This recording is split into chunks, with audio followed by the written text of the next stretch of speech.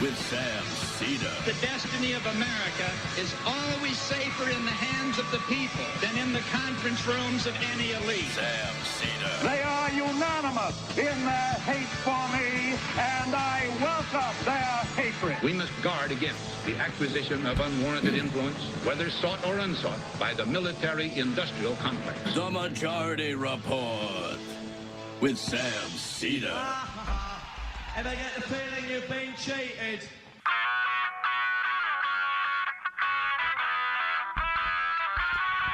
It is Monday, December 4th, 2023. My name is Sam Seder. This is the 5-time award-winning Majority Report.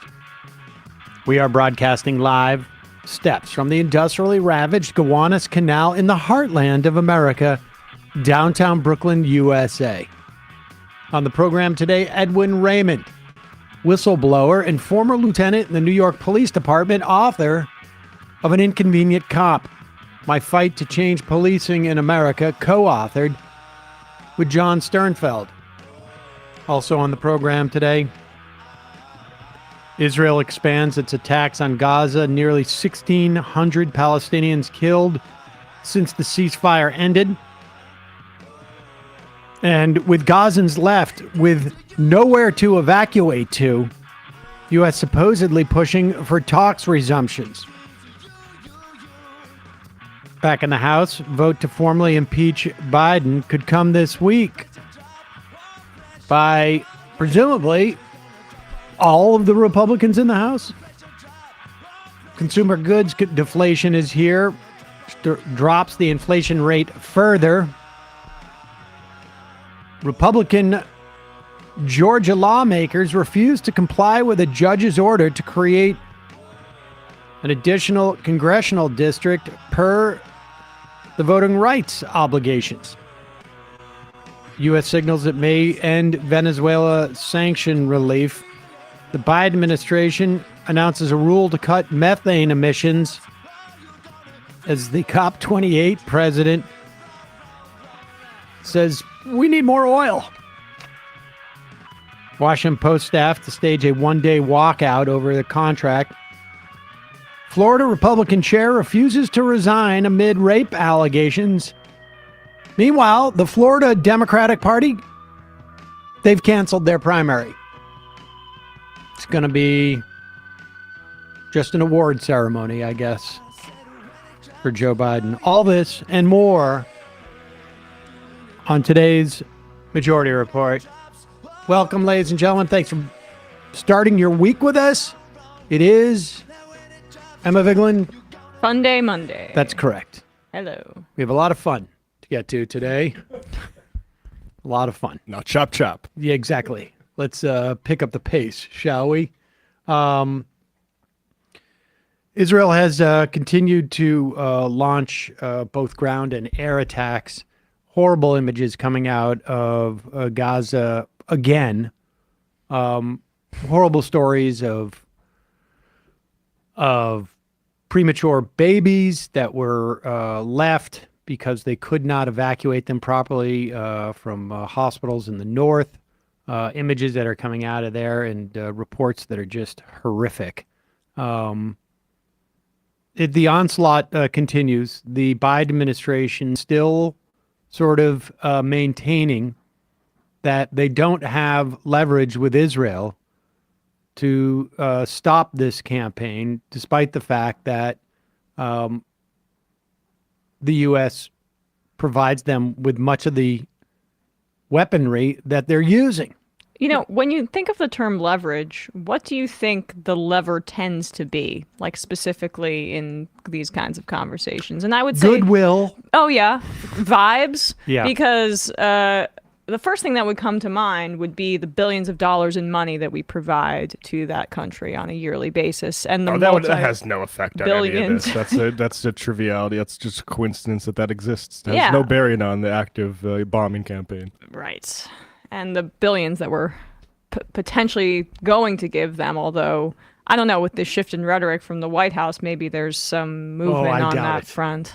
I doubt it. But here is, because there's an interesting sort of divide that seems to be existing here. You remember that in the early days, Blinken had tweeted out something to the effect of, calling for a ceasefire. And then that tweet was deleted when it became clear, like, oh, we're not supposed to do that. And there has obviously been dissent within the State Department. Here is essentially the nation's top military guy. I mean, he's actually the defense secretary, so technically still a civilian, but representing,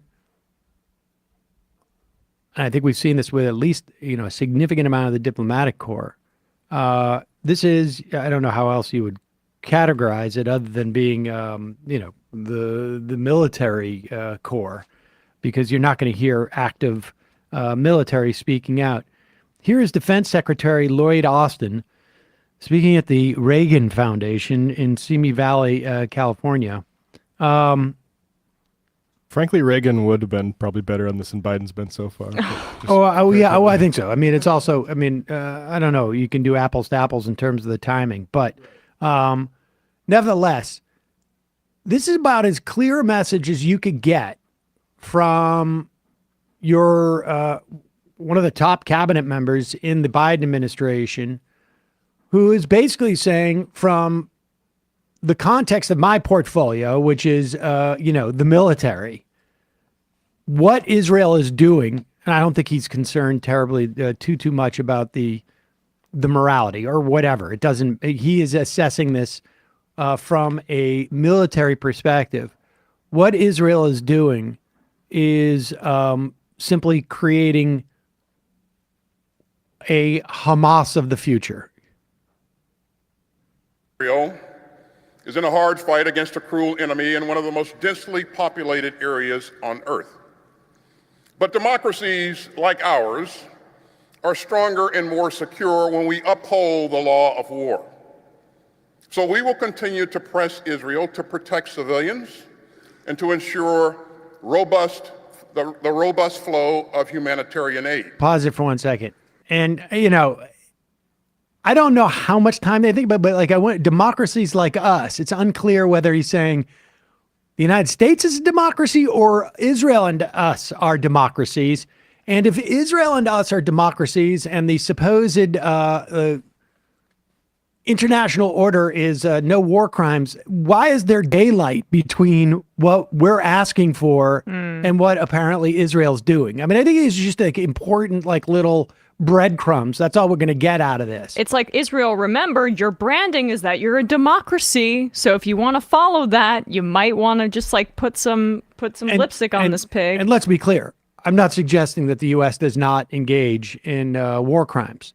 But the point being is that the notion, and particularly this was promulgated in the wake of the Russian invasion of Ukraine, the notion of a international rules-based order that we were promoting, it's really hard for us to promote that when we're giving weaponry to a country that is completely trampling all over that. But continue. First and foremost, that's the right thing to do. But it's also a good strategy. I learned a thing or two about urban warfare from my time fighting in Iraq and leading the campaign to defeat ISIS. Like Hamas, ISIS was deeply embedded in urban areas. And the international coalition against ISIS worked hard to protect civilians and create humanitarian corridors, even during the toughest battles. And so the lesson is not that you can win in urban warfare by protecting civilians. The lesson is that you can only win in urban warfare by protecting civilians. You see, in this kind of a fight, the center of gravity is the civilian population. And if you drive them into the arms of the enemy, you replace a tactical victory with a strategic defeat. So I have repeatedly made clear to Israel's leaders that protecting Palestinian civilians in Gaza is both a moral responsibility and a strategic imperative. And so I personally pushed Israeli leaders to avoid civilian casualties, and to shun irresponsible rhetoric, and to prevent violence by settlers in the West Bank, and to dramatically expand access to humanitarian aid. This week, a U.S. I mean, this sounds like a guy who just wants to say, like, I just want you to know, you can't blame me. Oh, well, they're washing their hands of it. I mean, but I wonder how much this is also not only a message to Israel, but to the administration. Yeah. Like, you're not, like, when this all falls apart, because it seems to me that Austin would say in a more private context, they lost the strategic battle. Yes. Or that it's quite clear that's not the strategic battle. You know, the assumption here is they're going to get rid of Hamas, or that's the attempt to win this war over Hamas. But it could very well be that the Israeli campaign is as much about trying to drive Palestinians out of Gaza. I don't know where they think they're supposed to be going. Well, but as anything else. Yeah, absolutely. And in the AM Quickie this morning, Jacob Silverman had this that I didn't see before, that Kamala Harris met with Sisi, Egypt's president. And according to the White House press release, Harris reiterated the administration's opposition to the ethnic cleansing of Gaza. This is in the release. The quote is, "Under no circumstances will the United States permit the forced relocation of Palestinians from Gaza or the West Bank, the besiegement of Gaza, or the redrawing of the borders of Gaza." And that is notable because that means that the administration is beginning to feel that that is the objective of the Israeli government, which, by the way, we on this program have been saying for weeks. There was a report of that the Israeli government, or the war count, whatever, the administration in Israel, the Netanyahu government, was talking about the idea of thinning the population in Gaza. Mm-hmm. And this was floated. Daniel Seidman, who I follow on Twitter, who was an Israeli lawyer who's argued in front of the Supreme Court on behalf of Palestinian issues, whatnot, suggests that the reason why we hear a leak like that is for Netanyahu to be able to signal to the American government that they need to step in and basically say, you can't do that. And in other words, this is traditionally the way that the U.S. played its role with the Israeli government, particularly in the late 90s and through the 90s. And really, in many respects, prior to basically the Bush administration, was the U.S. was used to provide political cover for Israeli prime ministers who were trying to fend off their most right-wing of impulses within their government or their country.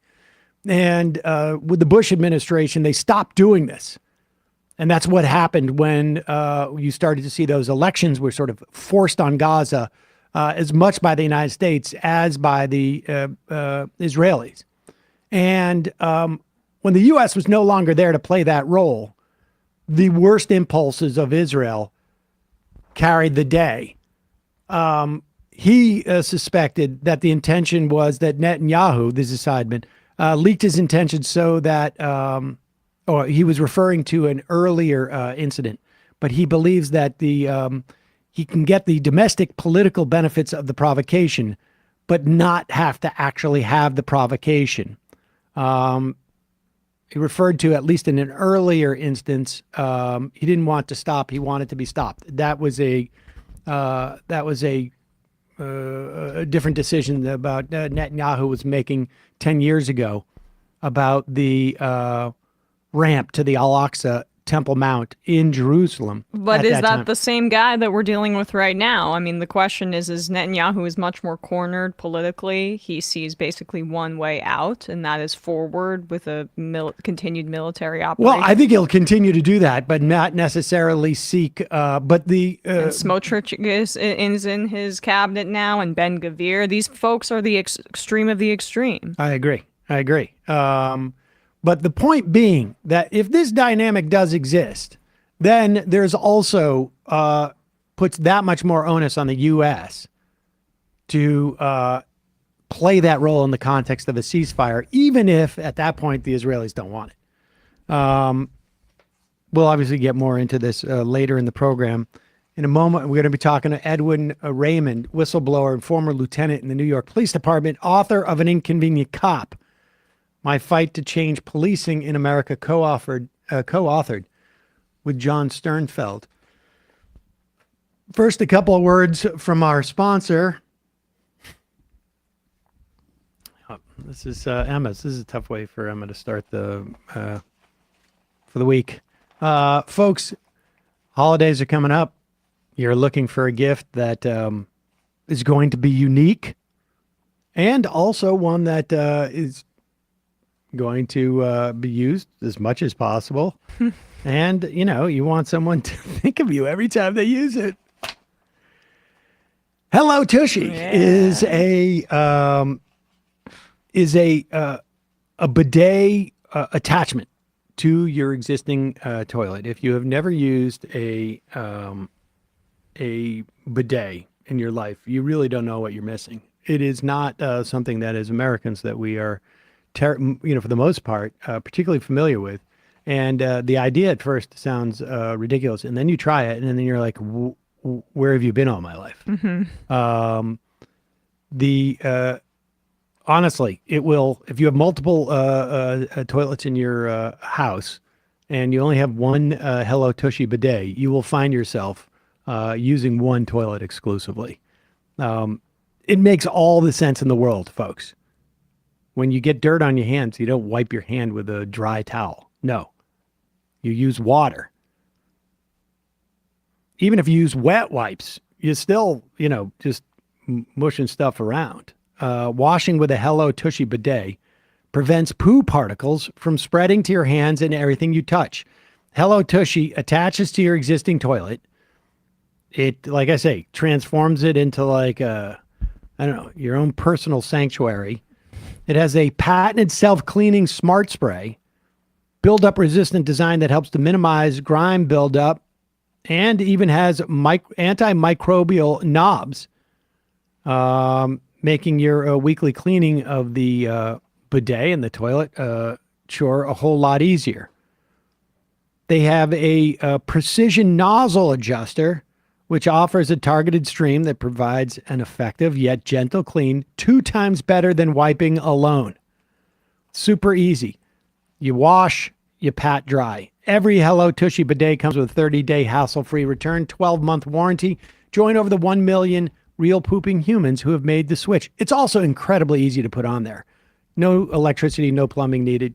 You can put it on if you've changed out a toilet seat, essentially. Hello Tushy's offering our listeners an exclusive limited time offer of 15% off your first bidet order, plus free shipping. Go to hellotushy.com/majority for 15% off all bidets. It's hellotushy.com. Enter the promo code majority at checkout. See the site for details. Also, I used some of this last night. Yeah, I had a little dinner party I went to. And if you hate feeling miserable the day after drinks, same here. Luckily, there is a game-changing product called Z-Biotics. Z-Biotics is a pre-alcohol probiotic. It's the world's first genetically engineered probiotic. It was invented by PhD scientists to tackle rough mornings after drinking. And here's what you do. In fact, I did this last night. I had a little dinner party type of thing I went to. And when you drink, alcohol gets converted into a toxic byproduct in your gut. You drink you drink one of these little bottles before you go out to drink, and that's it. You drink somewhat responsibly, as I did.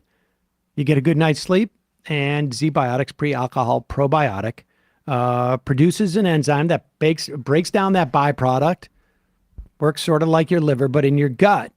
And then you're all set. Look at me today. Yeah, I wouldn't have known. I mean, I'm always tired. Sometimes I know, but not today. Not today. I've got a little pep in my step, as it were. And it doesn't matter if you're, working out the next day or going to work. It makes a big difference.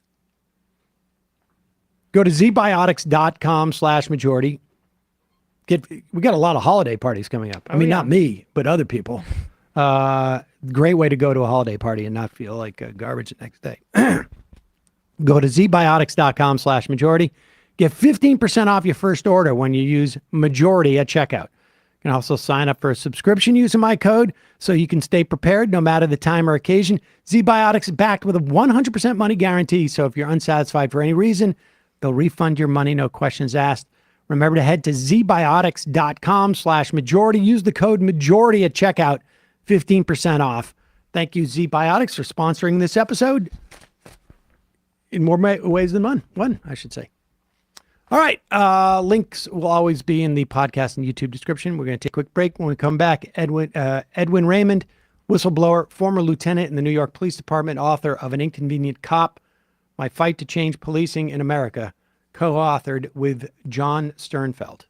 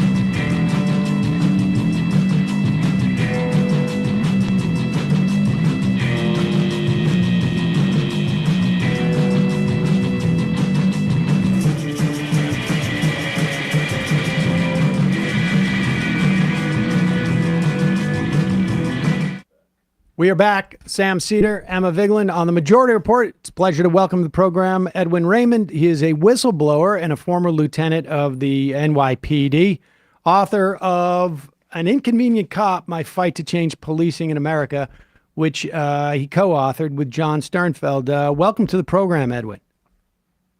Thanks for having me, both you and Emma.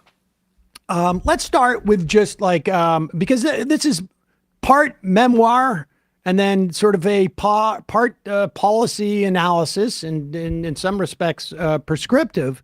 But let's just start with, growing up in Brooklyn and your how you ended up becoming a cop. Yeah. Well, I was born in the 80s, grew up in the 90s, in a very different New York, just a very different nation. My parents were immigrants from Haiti. At age of 3, unfortunately, I lost my mom. She died of cancer. My dad struggled. He didn't speak English, didn't have much of an education. So it was a rough childhood when you mix with the realities of certain urban areas. But despite this, I walked a very straight line, which unfortunately did not stop police harassment, which started around the age of 15. So after about 3 years of being harassed by police, not just me, but colleagues, when I was in high school, many times at the cafeteria table, we'd discuss what our experiences with the NYPD. And I went to high school in Manhattan, And the school had students from all 5 boroughs, and all 5 boroughs, we would sit in the cafeteria and discuss what we experienced, going to school, coming from school on the weekends with cops. So at 18, after about 3 years of this experience, I made a decision that people thought was crazy at the time. I said, I'm going to join the police department, which I ended up doing at 22 years old. All right, so I want to just give us a little bit of a sense, and this is during this is Giuliani era, and right Yes. when you're 18 or at 15, 16, 17, you're in high school. You go into the one of the high schools you got to travel to in the city, so you're out of district, but everybody else is coming from different districts too. So and like you say, all 5 boroughs. But give people like an idea of what that means. You're a 15-year-old. I'm just known as a parent of a former high school kid in New York City. If you're going to one of the schools in Manhattan, you're doing well in terms of your grades because you're going to like an all citywide school, and so it's completely divorced from the life you're leading at that point. What is it that you're dealing with as a 15-year-old? Because I've had a 15-year-old in this city, and she didn't have any issues with the cops ever because she's a white kid. I mean, that's and maybe and to some extent maybe also because she's a girl or was, but tell us your experience. Yeah, so I actually started working at a very young age, which, I'm thankful for because, again, I grew up in a very, my household, we just didn't have much. So working, it taught me different disciplines and it allowed me to earn honest money. But going to and coming from work, I would get stopped and frisked. The cops would stop me. Sometimes they'd question, they'd always be rude. And before you know it, they're searching my pockets illegally, which I didn't really understand at the time was illegal. I was only 15. And this would happen weekly in some capacity, whether I'm in the city, in the subway, walking the streets of Flatbush, Brooklyn, downtown Brooklyn, and I just didn't get it. Again, I grew up in a very rough environment, so I knew that things occurred where we need public safety, we need officers, we need something to address the violence and other things that are going on. But because I wasn't personally involved in any of it, I didn't understand why I was getting this treatment from cops. But that was the main thing, stop and frisk, stop, question, and frisk, as the NYPD used to call it. And what I didn't know, what I would end up learning after the police academy, because even in the police academy, I still couldn't pinpoint why certain minority groups experience that type of detrimental policing. And day one in the police academy, Sam and Emma, we got quotas, right? And the quotas came in a trifecta. There were arrests, summonses, and stop and frisk. So every 28-day period, every month, each officer would have a minimum that they had to hit. 10. My numbers were 4, 10, and 10. 4 arrests, 10 summonses, and 10 stop and frisk every month. And that was bare minimum.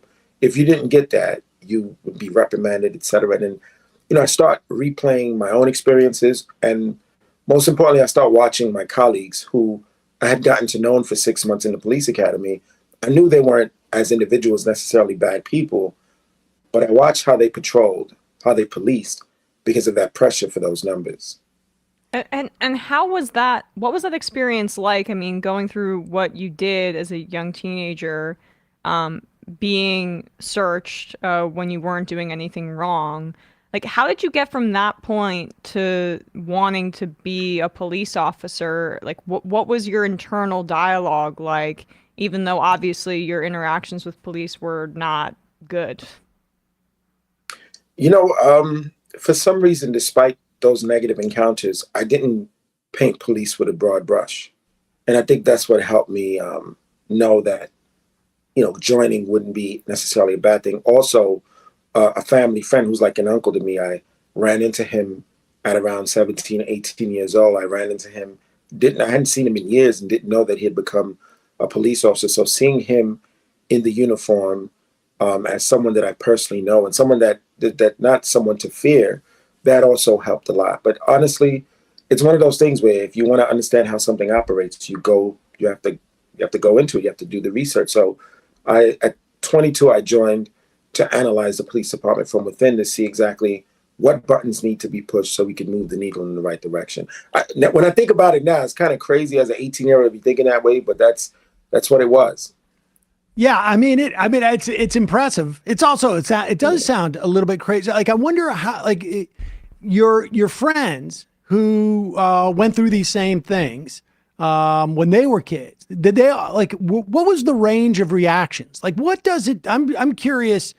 I think like you're a unique case where, despite that type of harassment on a weekly basis, your first thought is, or your most prominent thought is, I want to go in and change that system.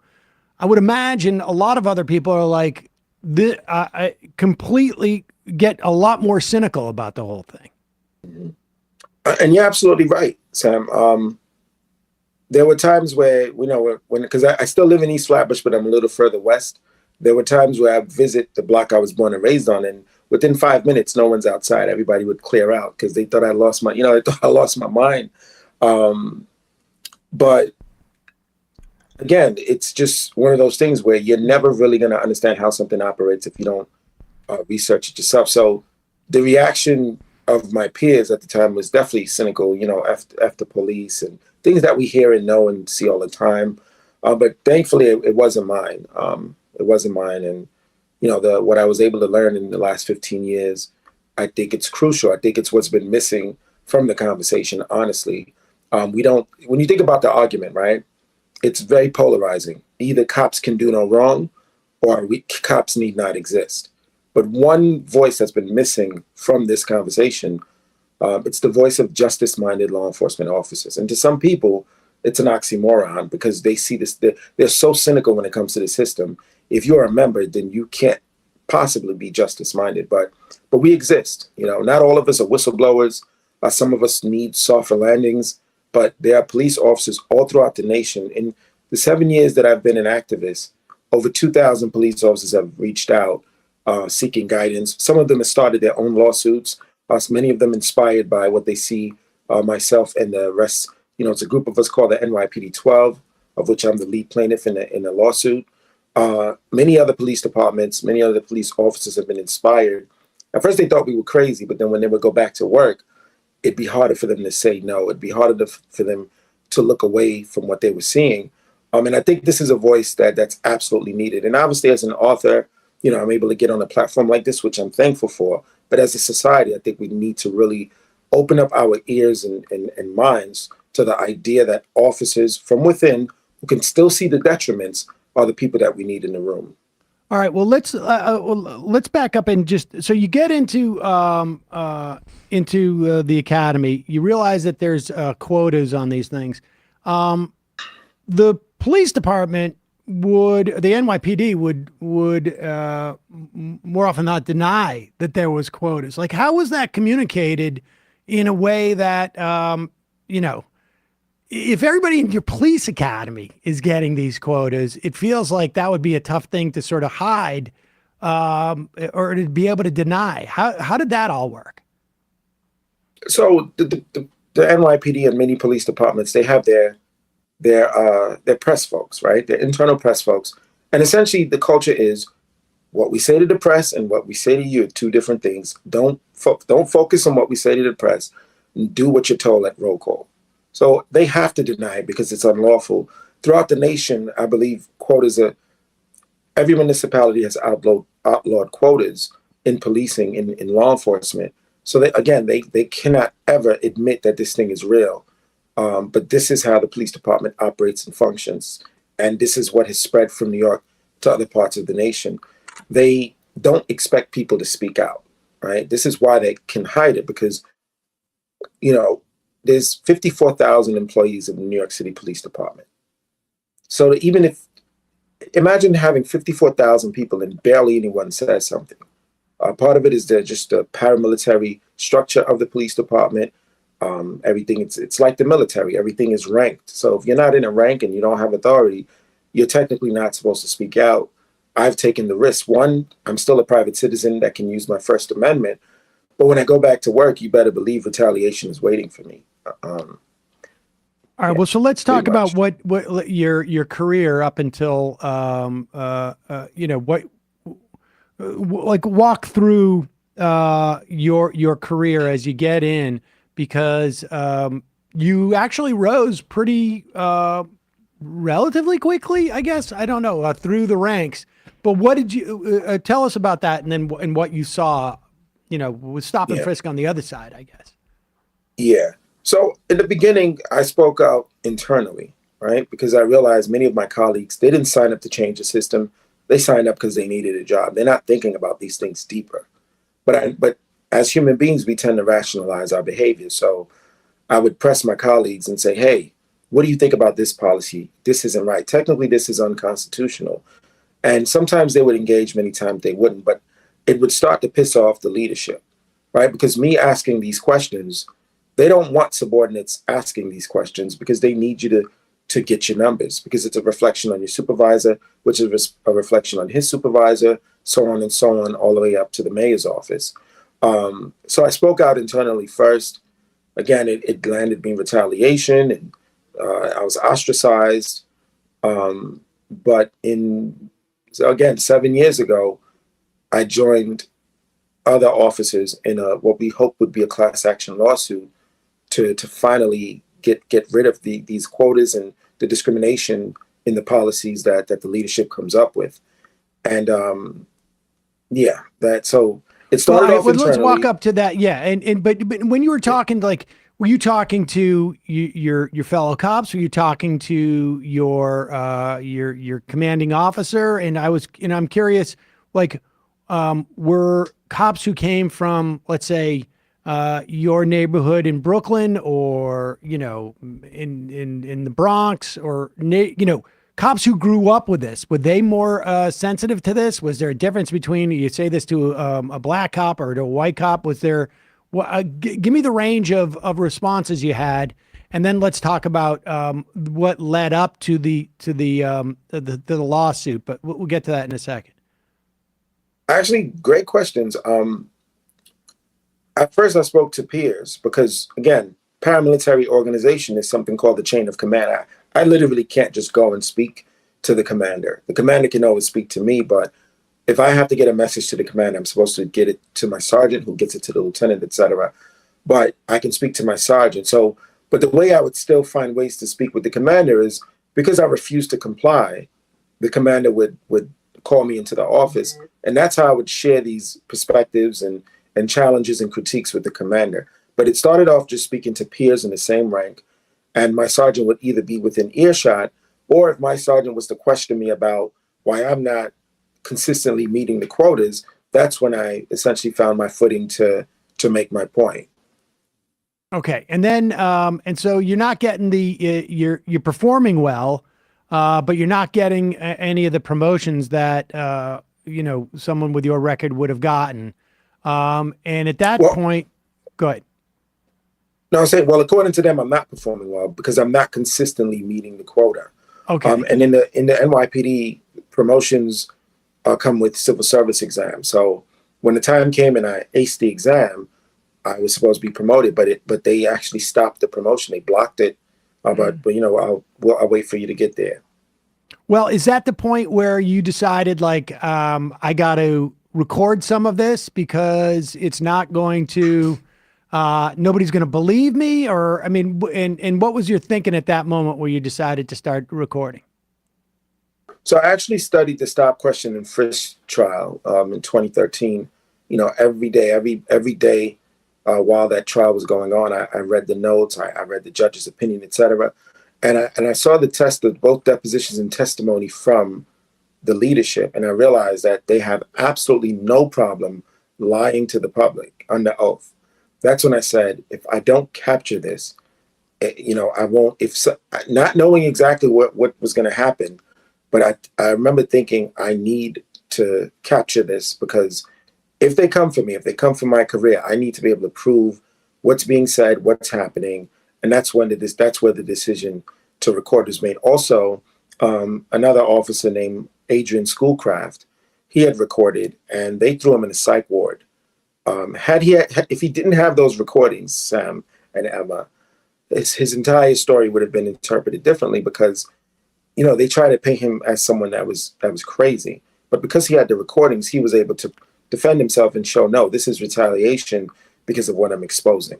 So you're recording not because you're necessarily anticipating a broader attempt at reform of the NYPD, but you're almost halfway to your pension at that point, and I guess you're like 7 years in at that point. You're thinking, or at least a third of the way, you're thinking, I don't want this. I don't want to lose my career here. And this is sort of just like an insurance policy.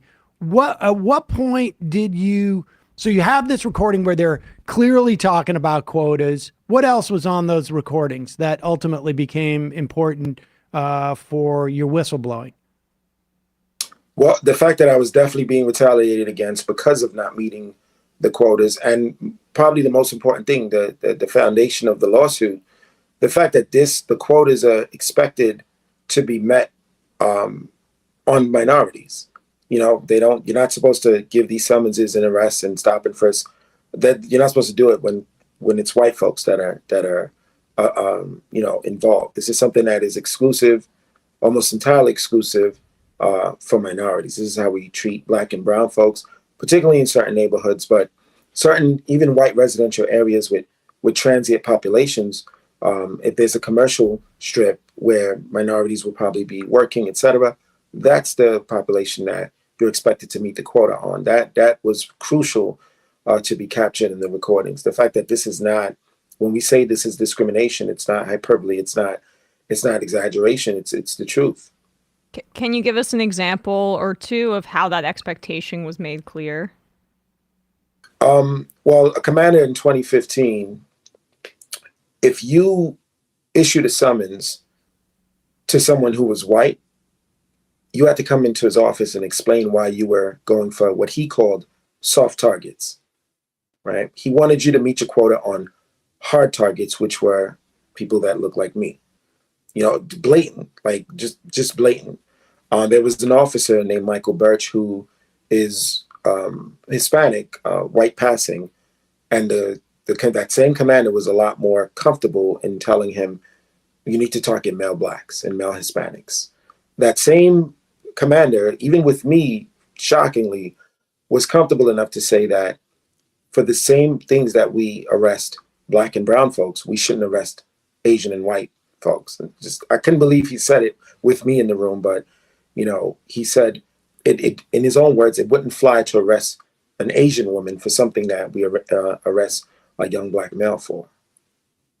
And it's almost unbelievable. Yeah, it is. Yeah. I mean, it's incredibly, like, I don't know, on the nose, I guess. But what is there? Is there like a rationalization for that, or is it like, I mean, what do they? Because it reminds you say that that look like you.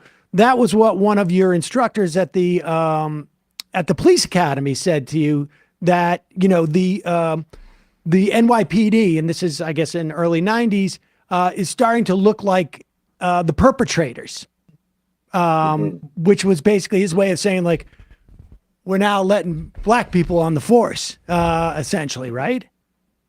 Mm-hmm. Yeah, well, that the irony in that is, he meant well, right? It was about implicit bias. He was trying to let us know to not become victims of implicit bias. And specifically what he said was, when we're out there, if we see a Black, or in his words, a Spanish guy with a gun, don't just pull out your gun and start shooting. Find cover, yell out some commands, because the department is becoming more and more diverse. We're starting to look more and more like perps.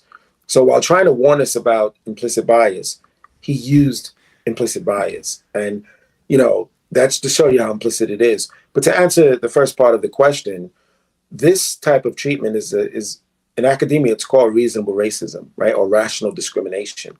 The idea that because Blacks and Hispanics in certain cities are overwhelmingly overrepresented when it comes to certain violent crimes, that it's justified to treat the entire demographic as suspicious, but that's discrimination 101.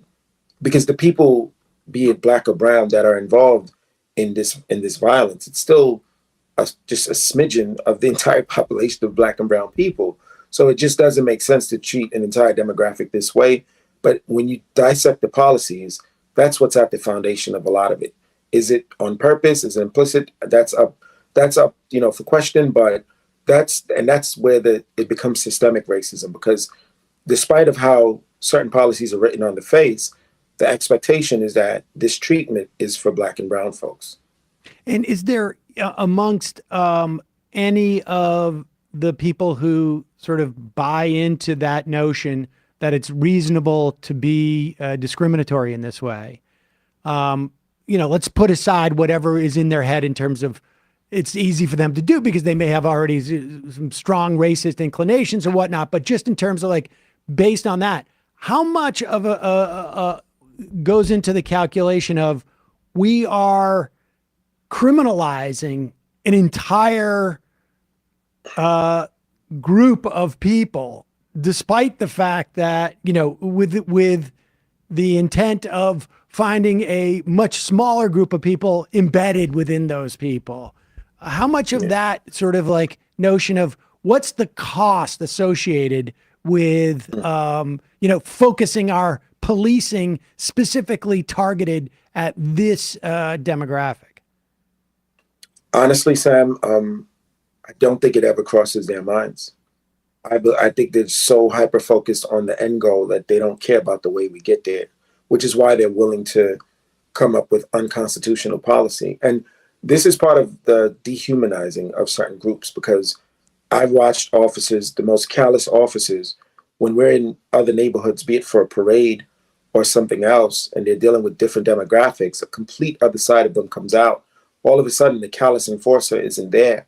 And I realize what they're able to do is they can relate to these other folks more. And that's why they get more of a human response, not this, robotic, ones and zeros, just hyper-focused on technicalities, etc., petty arrests and innocuous infractions.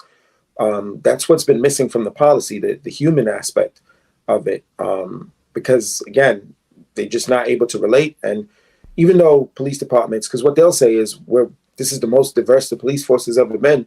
But something I always challenge is cosmetic diversity, versus diversity of thought.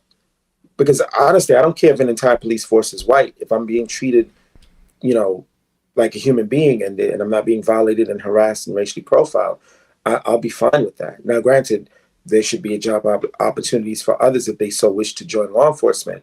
But the idea that just because we have black and brown folks, women, folks who are part of the LGBTQ community in uniform, that the department is all of a sudden no longer engaging in discrimination, it's foolish, because they don't sit down with those respective groups and say, traditionally, this is how we've been detrimental to these groups. What can we do better? They don't do that part. It's just be happy that you are of that community and we gave you a job.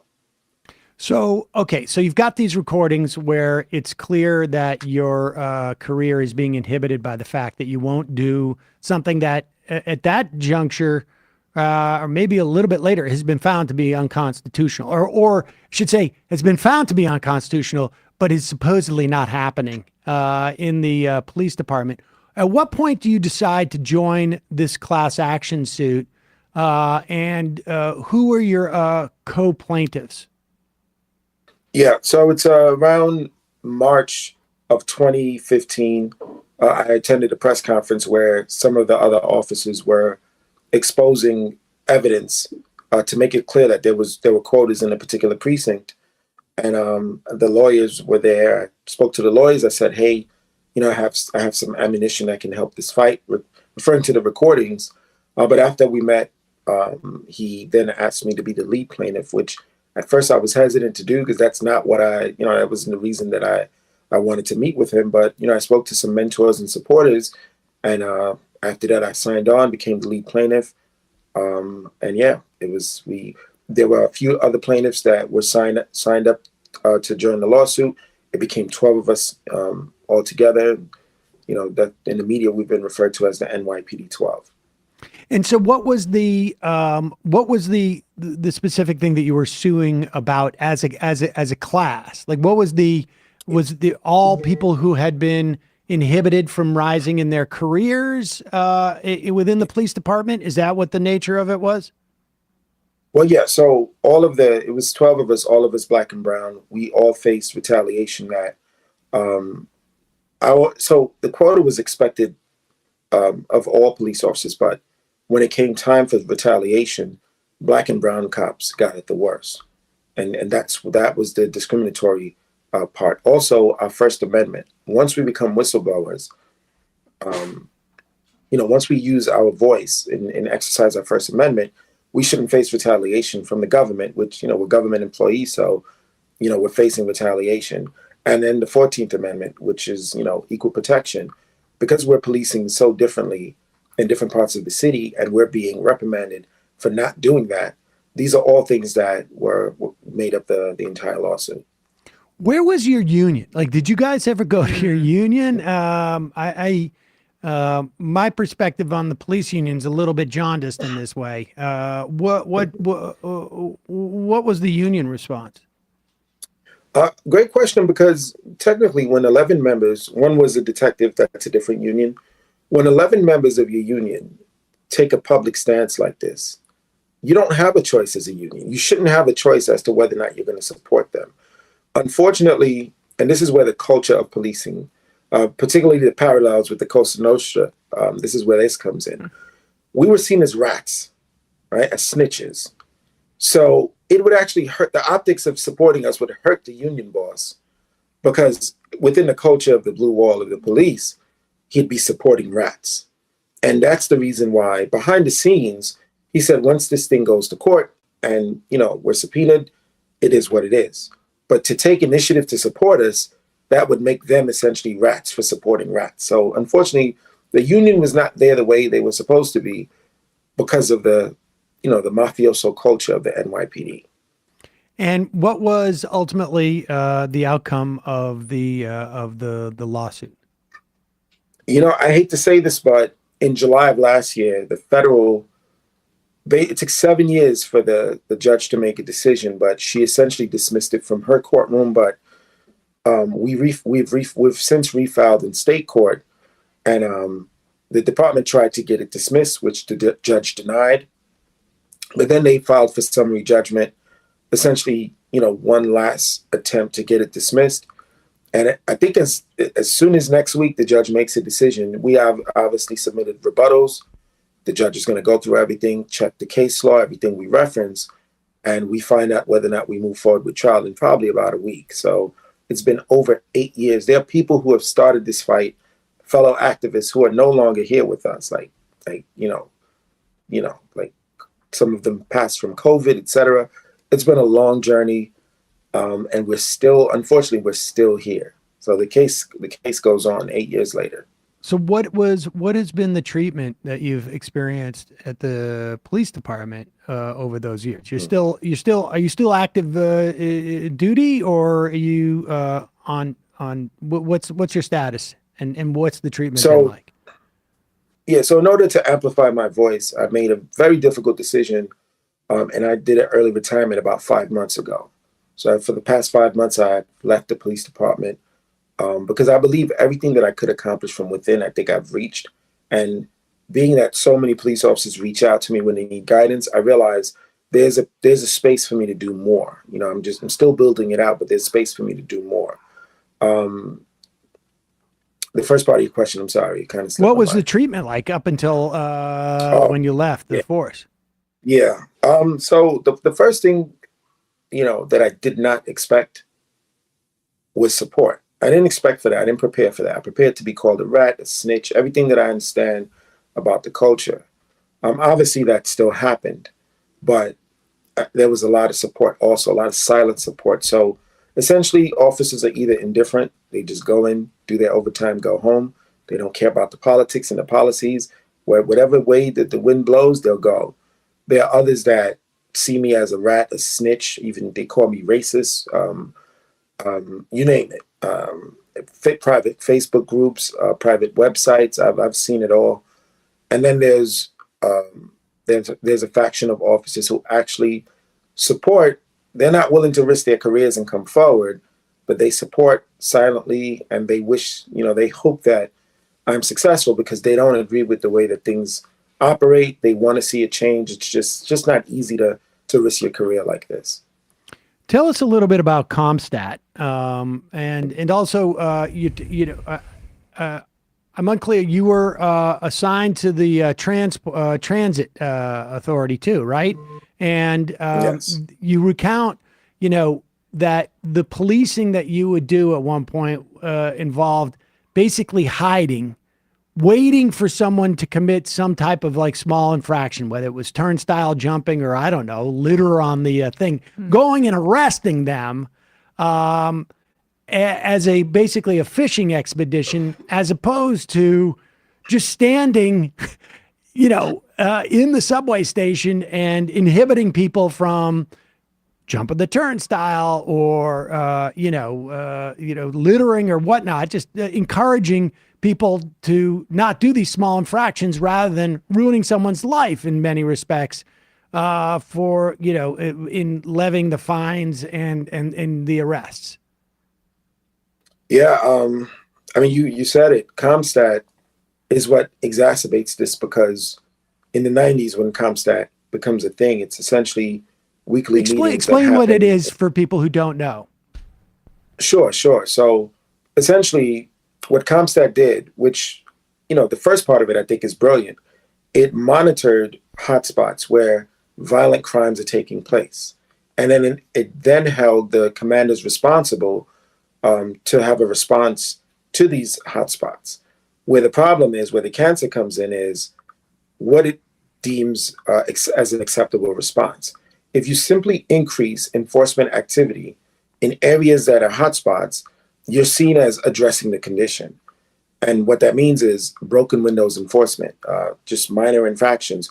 If someone gets robbed or stabbed or killed, unfortunately, in a particular place, and then there's an increase in summonses for jaywalking, littering, open container, bike on sidewalk, that commander will be deemed as addressing the homicide or the assault or the robbery, which doesn't make sense, but that's how CompStat operates. It tracks where violent crime is taking place, and then it expects the leadership expects the commander to have a response, and this is where stop and frisk come in. So if there's a robbery, we don't actually solve the case, but we increase stop and frisk within the vicinity of that robbery. That's seen as an acceptable response to the crime, and it's just chasing numbers for numbers' sake. And this is where, after the academy, when I was a transit cop working in the subways, we had to get 4 arrests, 10 summonses, 10 stop and frisk. And the way we would get those arrests, the way I was trained to get those arrests, was to be in transit rooms, and those doors in the subway that you don't know what they are, what they lead to. Many times they're rest rooms for the transit employees, storage rooms for the custodial staff, etc.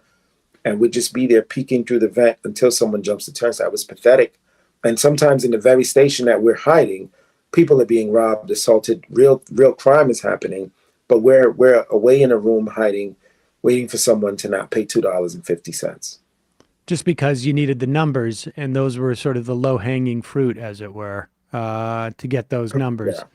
And that's so, the best way to put it, the low-hanging fruit. What like ultimately, what became like your idea to address this type of stuff? I mean, you obviously feel, and we should also say you do make notice of, when Bratton and Giuliani in the 90s were rolling out this whole broken windows policy, which was like sort of this version of, we're going to get small time, we're going to respond to crime by getting small time arrests, and that will inhibit crime. It just so happened that there was a massive drop in crime, not just in New York City, but across the country. And I happen to subscribe to, one theory about lead. In the 20 years after lead gas is made illegal in a lot of these places, we see a drop in crime both internationally and nationally. But be that as it may, there was no evidence that their broken windows policy was the reason why there was this drop in crime. But what was your perspective on how policing could work? Like, if you were put in charge of reformation, can it happen by changing the cop culture, or does it have to happen from above? Well, it's both. I think the way you change cop culture is what comes from above, because at the end of the day, people respond to what's incentivized, and it's the people above who can set those incentives. It's funny because people who are against broken windows, those who are pro broken windows, always make it seem as if, we think it should be a free for all, and that's not the case. It's just you don't have to address it with a sledgehammer. You understand? So we can still address those conditions, but there shouldn't be a number that cops are chasing, etc. Which is why one of the things that some police departments have that New York needs, and other places that want to focus on so-called quality of life offenses, we need an official warning system where, you can give someone a warning. It's respected by ComStat, by the powers that be, as addressing the condition. But because it's recorded, if the person's behavior doesn't change for whatever the minor infraction is, then officers can make a decision as to whether or not they want to step up to actual enforcement. And that way, if there's any benefit to addressing minor things, we don't lose that. But at the same time, you're not destroying someone's life trajectory in the sake of numbers, because I can share many stories where that small arrest just derailed people's lives completely, especially even summonses where, not everyone has a job where you can afford to go write a summons or answer a summons. Yeah. And so, would that be the biggest reform, that if you were, is just like a warning system as opposed to arrests for small crimes? What else do you think needs to happen? Several. So that's one, mainly because I realize so much of what aligns and becomes a George Floyd or a Eric Garner starts with the initial stop.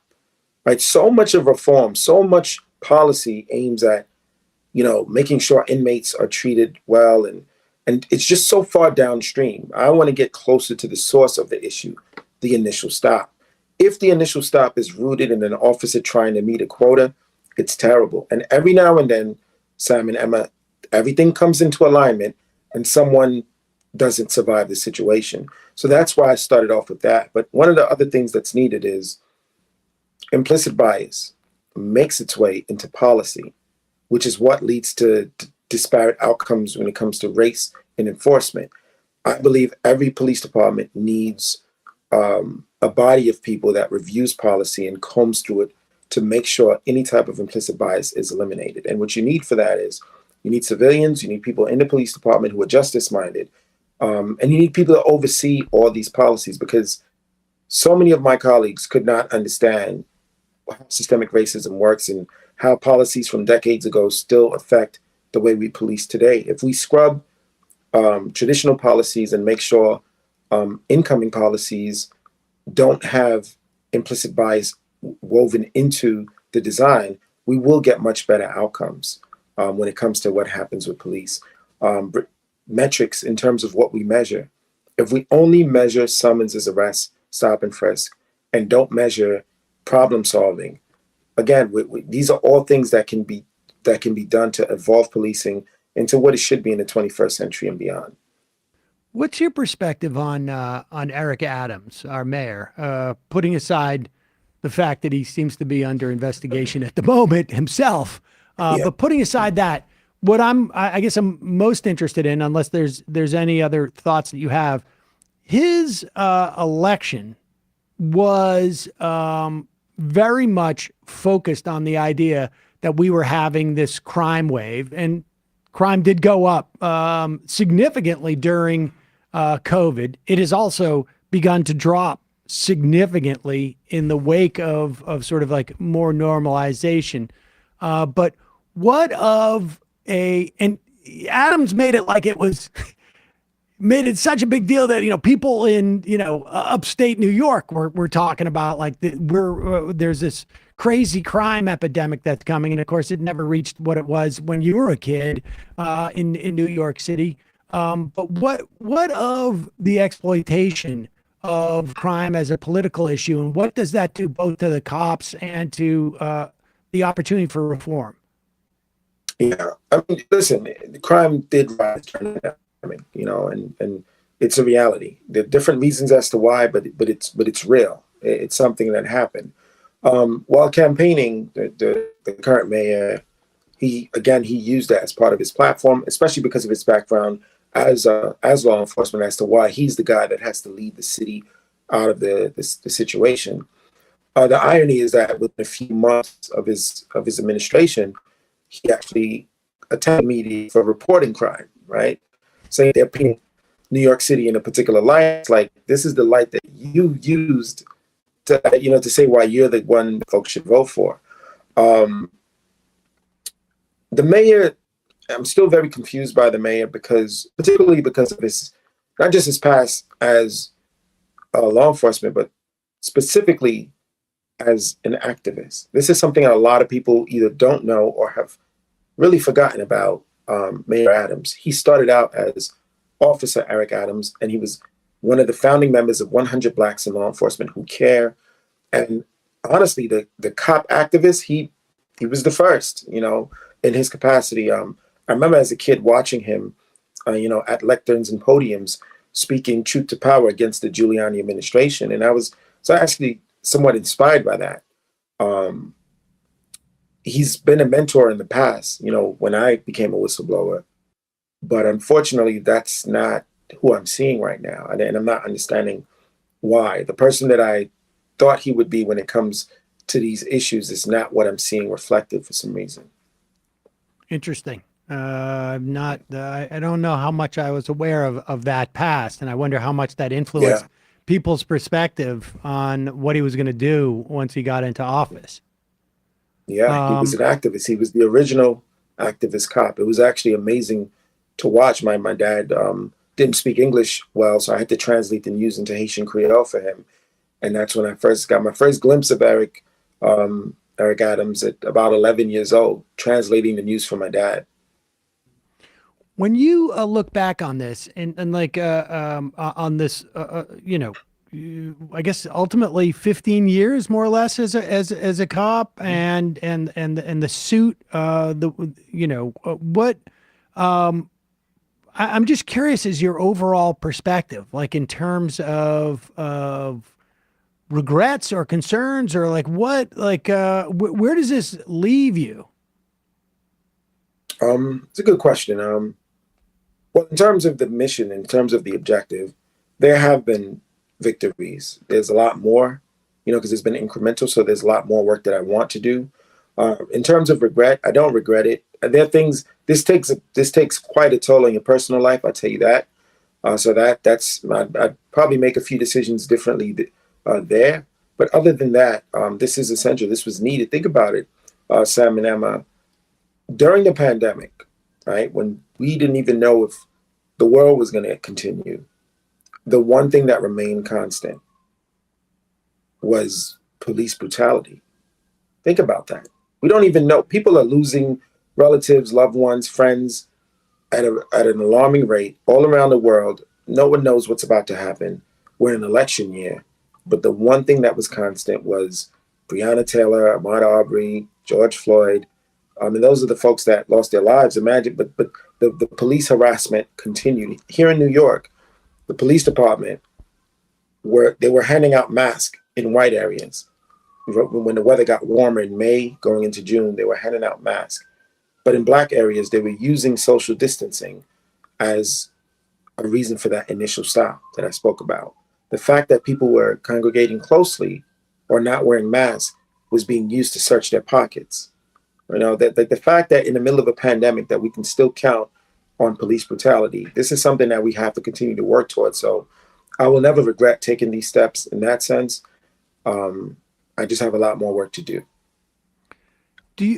Are there places around the country where you've seen any type of reforms that came out of in the wake of the George Floyd protests where you think there's been meaningful reform? Well, one of the things that we saw was definitely an increase in having more diverse leadership. But what that translates to, again, I will never fall for cosmetic diversity. I don't care what you look like, how you identify. If you're in a leadership position, I need to see what you're doing, what those experiences cause your policies to look like. So I'm still, that's something I can't answer yet. I'm still analyzing it myself, but I'll definitely get back to you if there's any particular police department that I feel is starting to evolve in the right direction, especially in the wake of George Floyd. Let me ask you one more question in that account. Is it what that around the idea of just like sort of the cosmetic representation as opposed to genuinely representing a different mode of thought? When people of color and black people, brown people become in a position of authority within the police department, is it that they've been acculturated a certain way, or is it just simply from your perspective that the incentive structure is the same way? So, a human being, if they're told their career depends upon ringing this bell 10 times, they're going to do it, whether they have grown up in a system that has acculturated them to believe that they should bang that bell 10 times or not. I mean, if the incentive is when they're in the leader to bang it 10 times, that's what they're going to do. What do you like from your perspective? Like, what's going on with that? Honestly, I'd say it's a combination. It starts off with what's incentivized, but then when you do it long enough and you don't challenge it, it becomes what you believe in. It becomes what you think is essential.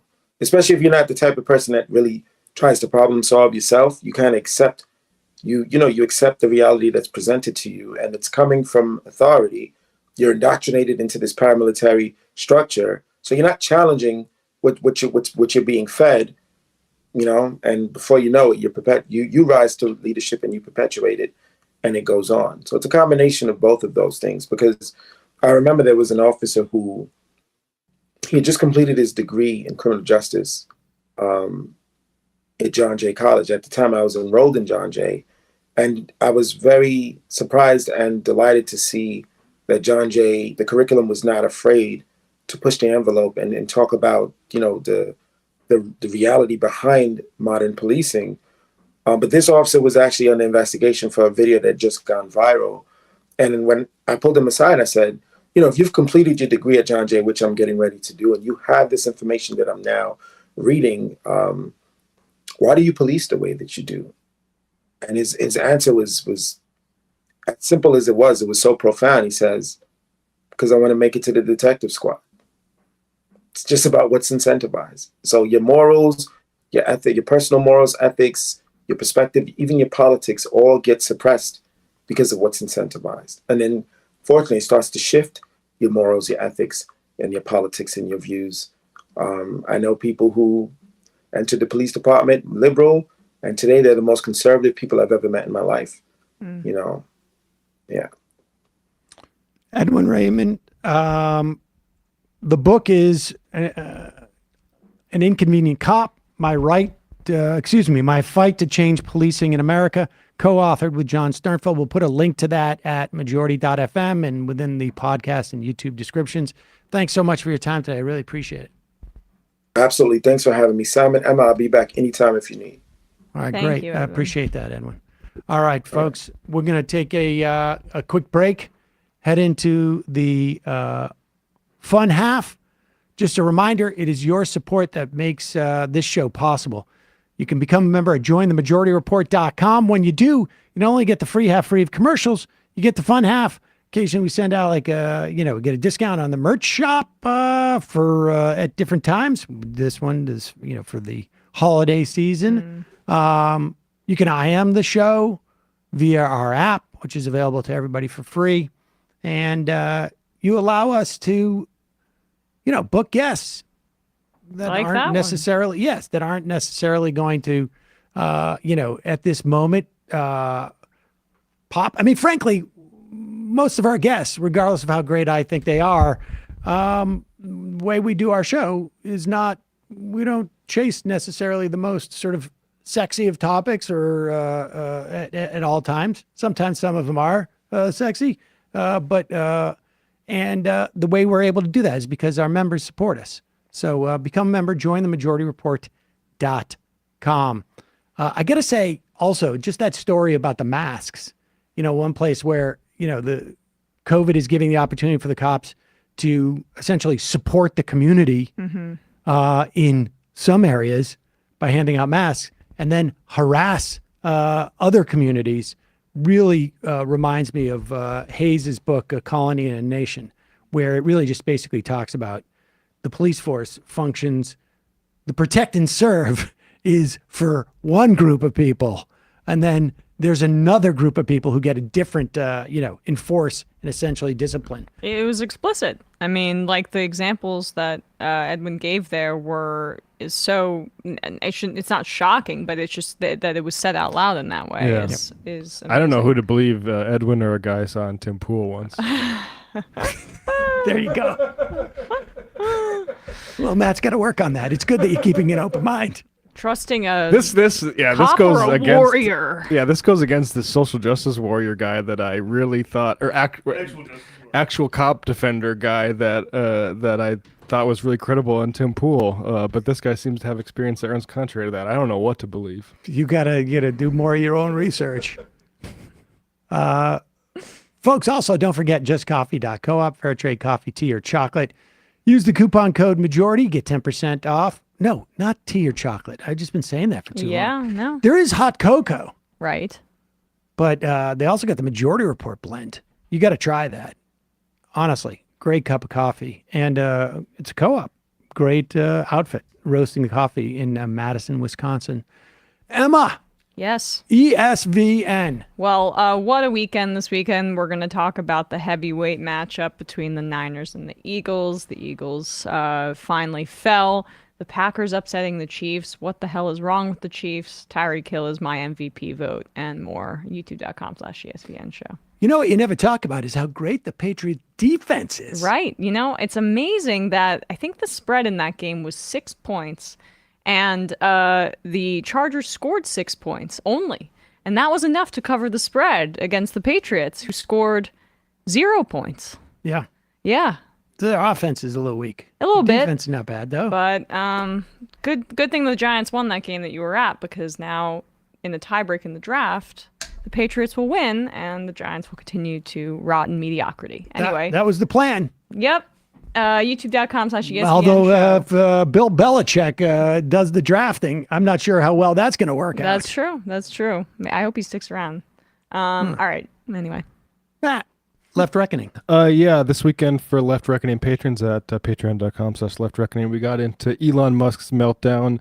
Sean Fay and the UAW both going on the offensive domestically, looking at every automaker that's ununionized to try to get unionized, and also calling for a ceasefire, which is, insanely impressive, especially if you look at the history of like Ruther and Vietnam. Foreign policy issues can be very tricky for labor to navigate, and to see them take such a bold stance is really good. Tomorrow, Vaclav Masek on to talk about what's going on in Guatemala. Arevalo looks like they're doing some lawfare against him to try to stop him from taking over. So check that out tomorrow. Patreon.com/Left Reckoning to get the Sunday show. All right, folks. See you in the fun half. You are in for it. All right, folks. 646-257-3920. See you in the fun half. Oh, no. Are you ready?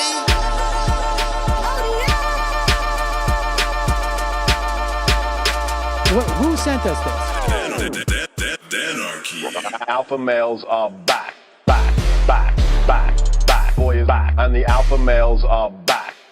Just as delicious as you could imagine. The alpha males are back. Boy is back. And the alpha males are back. Just wanna degrade the white man. Alpha males are back. I take all of it to my throat. Alpha males are back. Snowflake says what? The alpha males are back. You are a madman. And the alpha males are back. Whoa, Sam Seder, what a fucking nightmare. Nightmare. Bring back DJ Dinner. Yeah, or a couple of them. Just put them in rotation. DJ Dinner. Well, the problem with those is they're like 45 seconds long, so I don't know if they're enough of a break.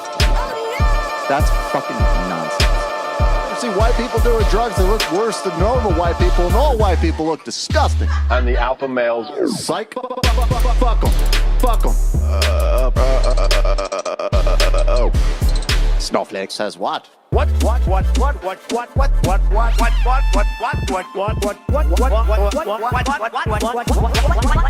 says what?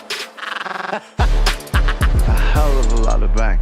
A hell of a lot of bank.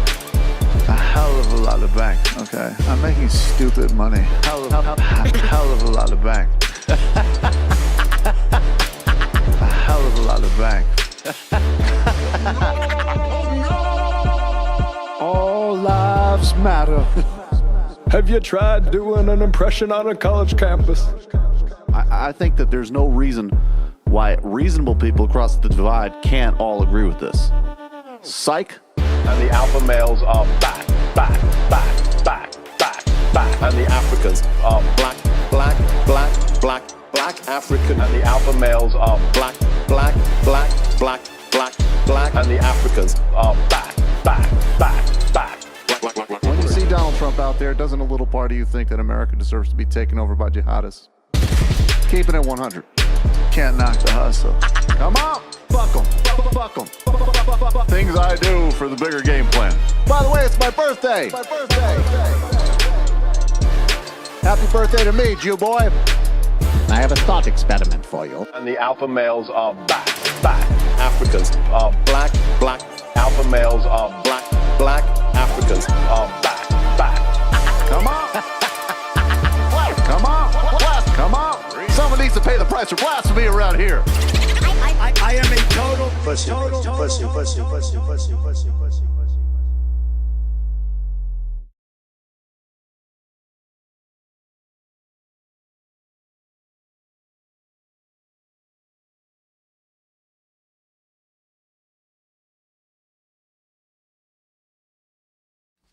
So I got distracted by this. There's some Joe Biden news that's dropping. Apparently, this Greg Price guy, Joe Biden, direct monthly payments beginning in 2018 from Hunter Biden's LLC Owasco PC, which received millions of dollars of CCP-linked payments.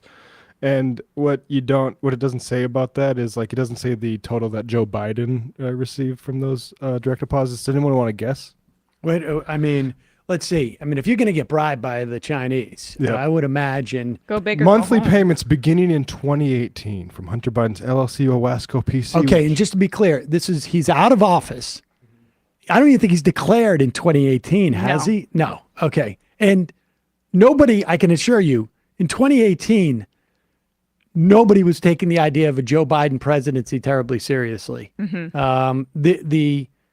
The complete lack of another sort of establishment candidate would have had to be really presumed here. But go ahead. So 2018, I'm going to guess, well, you're probably going to need, I would do it in 250,000 chunks, and we're doing this monthly, right? So if we do this over the course of how many months would you say was? Take that down, Bradley. Don't let Emma see Do we know? Do we have any months? Oh. How many months?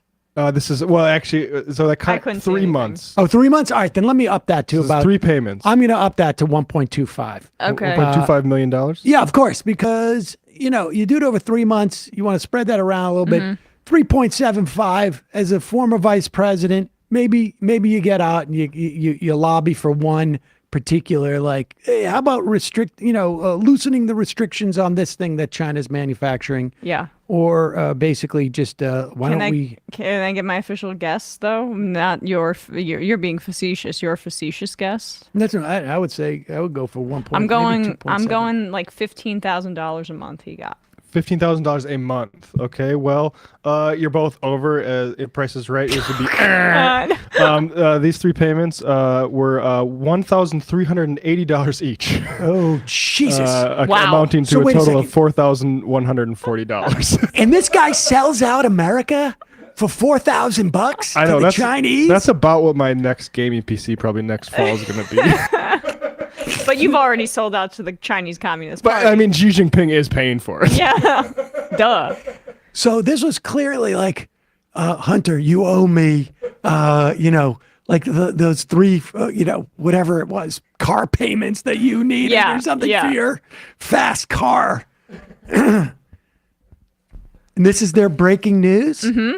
It's breaking, yeah. I don't understand how they're not going to be able to impeach this guy now. Yeah, you know why, though, Joe sold his soul for that little amount of money? It's because it really didn't take much to tip him over the edge with his communist sympathies already firmly in place. You've got to understand that, like, the money is secondary to him.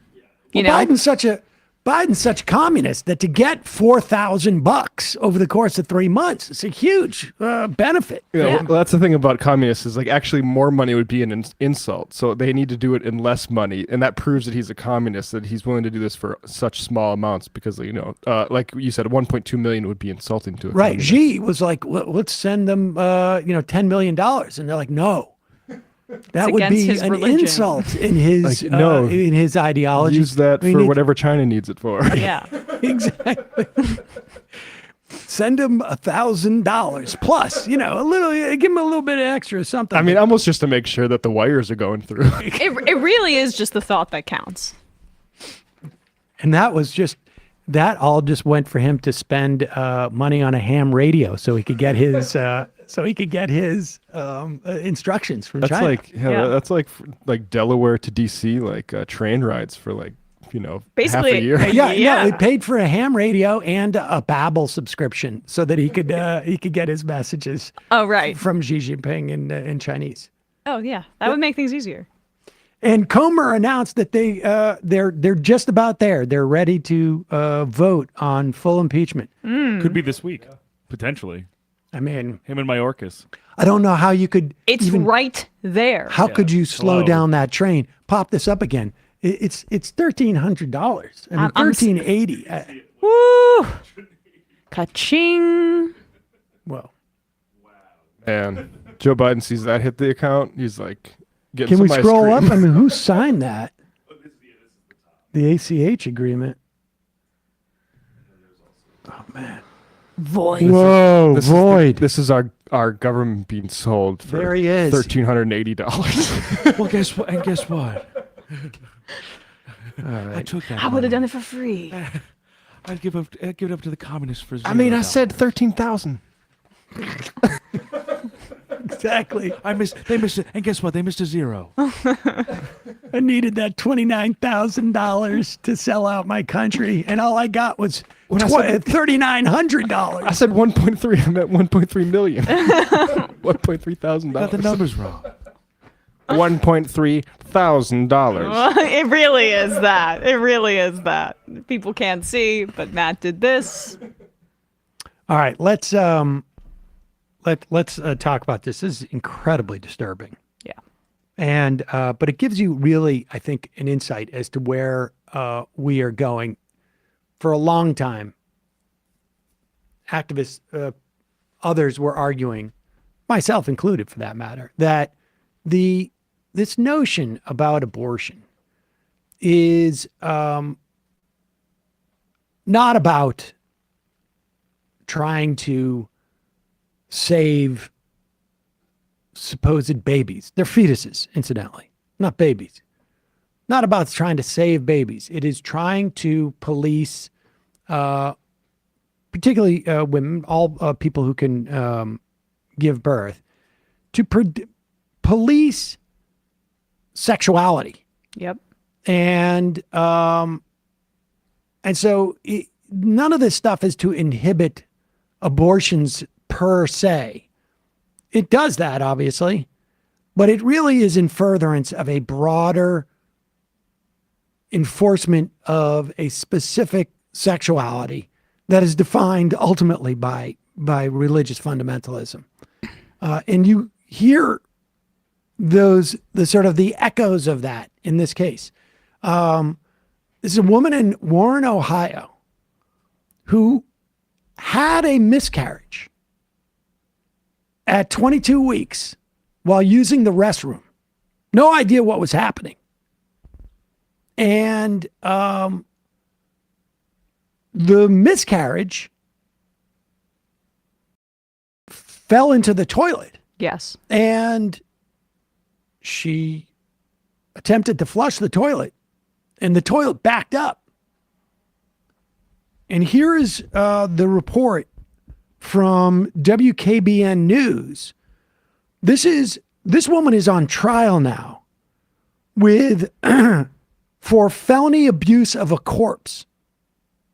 Here is some images from that trial in this news report. Brittany Watts overcome with emotion after learning her case is moving forward.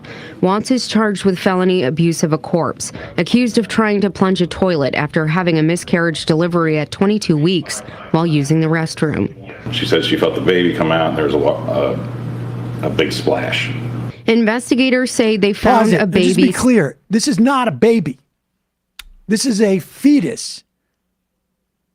I don't know what definition you would need to constitute when a definitionally dead fetus, non-viable fetus, is not a baby. But continue. Weeks while using the restroom. She said she felt the baby come out and there was a big splash. Investigators say they found a baby stuck in a toilet at Watts' home on September 22nd. Forensic pathologist Dr. George Sturbins testified an autopsy found no injury to the fetus and that the unborn baby had died before passing through the birth canal. He says Watts' medical records showed she visited the hospital twice before the delivery. This fetus was going to be non-viable. Okay. And it was going to be non-viable because she had premature ruptured membranes. Her water had broken early, and the fetus was too young to be delivered. Both the assistant prosecutor and Watts' attorney argued why this case should or should not move forward. The issue isn't how the child died, when the child died. It's the fact that the baby was put into a toilet large enough to clog up the toilet, left in that toilet, and she went on her day. This 33-year-old girl with no criminal record is demonized for something that goes on every day. Judge Terry Ivanchek found probable cause to bind the case over. There are better scholars than I am to determine the exact legal status of this fetus, corpse, body, birthing tissue, whatever it is. Matter of fact, I'm assuming that's what most of these issue one's all about, at what point something becomes viable. In Warren, Nadine Grimley, WKBN 27 First News.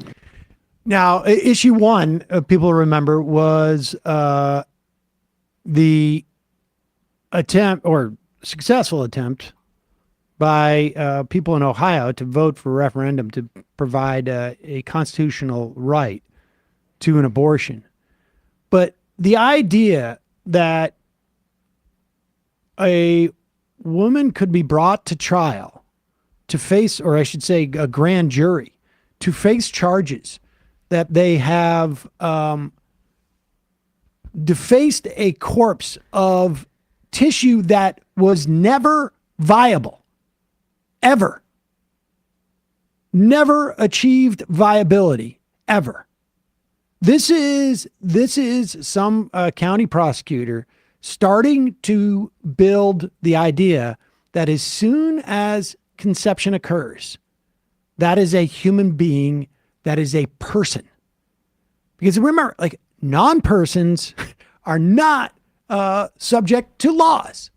And we have examples of that on some level, like, right? Like, I mean, people who are in Guantanamo Bay, they're considered basically non-entities within the United States. And certainly we have historically treated indigenous people in this country and slaves at various times as being basically non-entities. So there's no law. This is not a person. This is tissue that was never even viable. Yeah. So I've known people who have had miscarriages, and it often occurs in the bathroom. because you're not feeling well and something leaves your body. That's also often how at-home abortions via the abortion pill occur, where you're over the toilet, you're experiencing that kind of I mean, it depends on the person, but sometimes it's physical pain, and in the instance of a miscarriage, I mean, for many women, that's exactly what happens here. But beyond the physical pain, I'm just in awe of the complete callousness towards the emotional trauma of, first of all, having a miscarriage, then having the details of that miscarriage being litigated in a potential criminal proceeding because she didn't inspect the bloody fetal tissue that had just left her body in a way that was likely traumatic and scary, because miscarriages are very, you don't exactly know what's happening. Because she didn't inspect it before flushing it down the toilet, which is, it's a bloody mass, and it makes sense to flush it down the toilet. And, even the cop there who was testifying kept calling it a baby over and over again, despite the fact that the testimony clearly says from the forensic pathologist that the fetus was non-viable and was dead upon evacuation. And Black women in this country have higher mortality rates when it comes to childbirth, but also they have increased risk of miscarriages compared when you look at white women in comparison as well. And so when we get into the different layers of how these kinds of anti-woman, anti-choice laws are going to be deployed, it's going to be in a racist manner by definition, just because of those figures and because of the systemic racism in our country and the health and that also exists in the healthcare system as well. And it strikes me too that we've talked about this before. Conservatives and right-wing religious folks often see when a woman miscarries or a person who can get pregnant miscarries that they must have done something wrong, that they're not like the perfect earthen vessel for the fetus. And, well, I mean, a Black woman probably did a little bit more wrong than a white woman, right?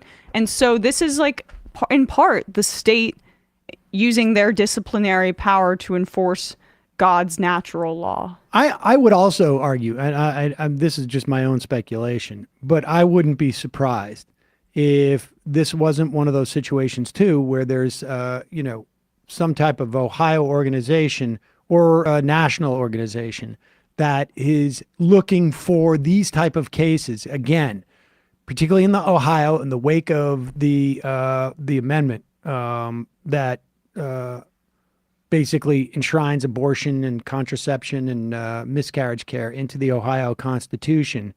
If this isn't some type of like last ditch effort to derail that, because to give the opportunity at least for the Ohio judiciary to claim that this is a person.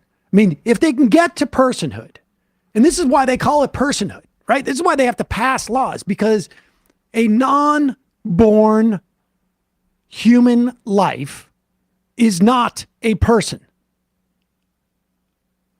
That's just the bottom line. You don't hear the Constitution talk about human beings. You hear them talk about citizens. You hear them talk about persons and people. And they don't refer, Constitution doesn't refer to life. And this is because you're not a person with rights until you are born. Now, we have criminal statutes about the status of people as pregnant as increasing penalties. In the same way we have hate laws on some level, we talk about contextual relationships with the rest of society. But that is a function. That is a function of the status of the person who's alive. Right. I don't know how you have a corpse when you never had a live person. Also, what was that woman supposed to do? Call the cops, I guess, after she had a miscarriage, because just to say, "Hey," I'm curious as to how the authorities were alerted to this. Well, but just to say, hey, cops, I just went through a really traumatic moment where I lost a baby that was growing inside of me. I'd like a cop here, please. I would please, I don't know what her personal feelings are. I would never want to speculate, but there are, of course, complicated feelings, to put it mildly, that many Black people have about calling the police. And I will say that any human being in this country would have a complicated feeling, outside of the racist implications of it, about calling the police when they have a traumatic and personal health episode and saying like, "Hey, can you come and intervene here, cops?" Let alone the fact that there is a chilling atmosphere right now when it comes to abortion. And many women would probably feel, because they see prosecutions around the country of women, that they could be framed and put into a situation where they would be in trouble with the law. And it didn't matter in this instance.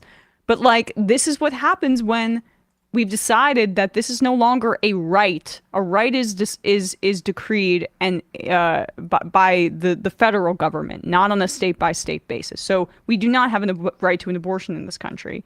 This is what happens when you leave when you leave it up to the states and remove that as a right, because we get the criminal justice system involved, and it's enforcing criminality onto women that don't meet the standard of being perfect growers of, the man's seed or whatever. So it's about punishing women, and it's about making sure that they're under the thumb of the patriarchy as enforced by the state as well. That's a depressing story. Yep. Really depressing and also really disturbing. We're sure it's not a hoax, though? Maybe Right. It's been a political hoax or something like that. Well, right. That was what Tim Pool said about the 10-year-old who had to leave the state of Ohio to get an abortion. Not that the story was a hoax, but the fact that it was politicized was a hoax, which makes zero sense. But more and more of these stories are going to keep coming out. Let's turn to the latest distraction that is being pushed. We have seen over the past several weeks reports that about 20 senators within the Democratic Party have been talking about the potential for conditioning Israeli funding. And we know that the IDF was on the Hill talking to Democratic senators, trying to maintain the discipline. We know that AIPAC and what is it? I can't. What it? DMFI. DMFI have announced that they're spending at least $100 million to unseat sitting Democratic Congress, mostly women, but people in general who have been critical of Israel. These are all things to attempt to discipline lawmakers and make sure, because the Israel itself and I think the lobby are very concerned that public opinion is turned against them in this country, and that will translate into legislative opinion turning against them. And despite the fact that the Biden administration, at least elements of it, seem ideologically fixed upon allowing what Lloyd Austin, the defense secretary, called an unstrategic assault on Gaza. Which means he's hearing from the folks within the Defense Department that they're concerned about, the other objectives that U.S. empire has and how this is going to affect that. Right. It's going to be ineffective from a strategic standpoint. The rest of the world does not agree with the West on this. And Israel has been attempting to sort of like continue to put out propaganda to justify, I guess, their ongoing onslaught in Gaza, because it's not like there is this sort of weird, well, it's weird until you understand what the purpose of it is. Like, to condemn every act that Hamas committed on October 7th, even after it's been condemned. Like, the condemnation is become some type of, it was a gatekeeping tool early on. And then it becomes a supposed some type of imprimatur.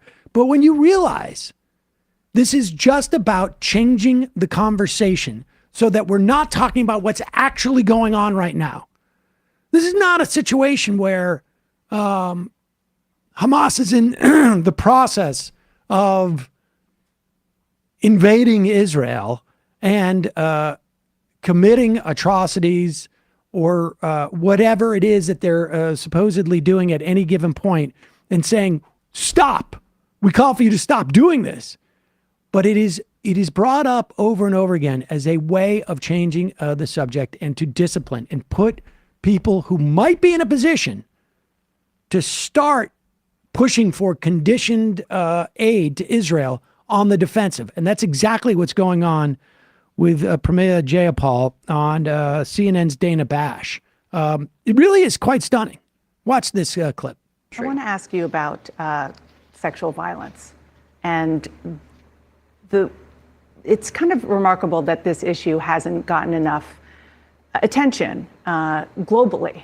Widespread use of rape, brutal rape, sexual violence against Israeli women by Hamas. Pause it for 1 second. Mm-hmm. Now, I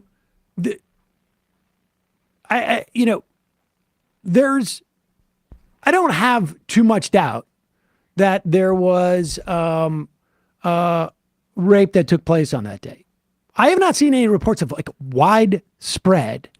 And the idea that it's like, is it really shocking that with thousands of people dying per week in Gaza as a result of this day, supposedly, that it's not getting that much attention? I mean, it's real. I mean, it really is like, it's racist. It's that we should care about that more than all the people dying since. The idea that this was sort of like crowded out, or I don't even understand like what, like even the premise of this question is strange. You see this in our country too, though.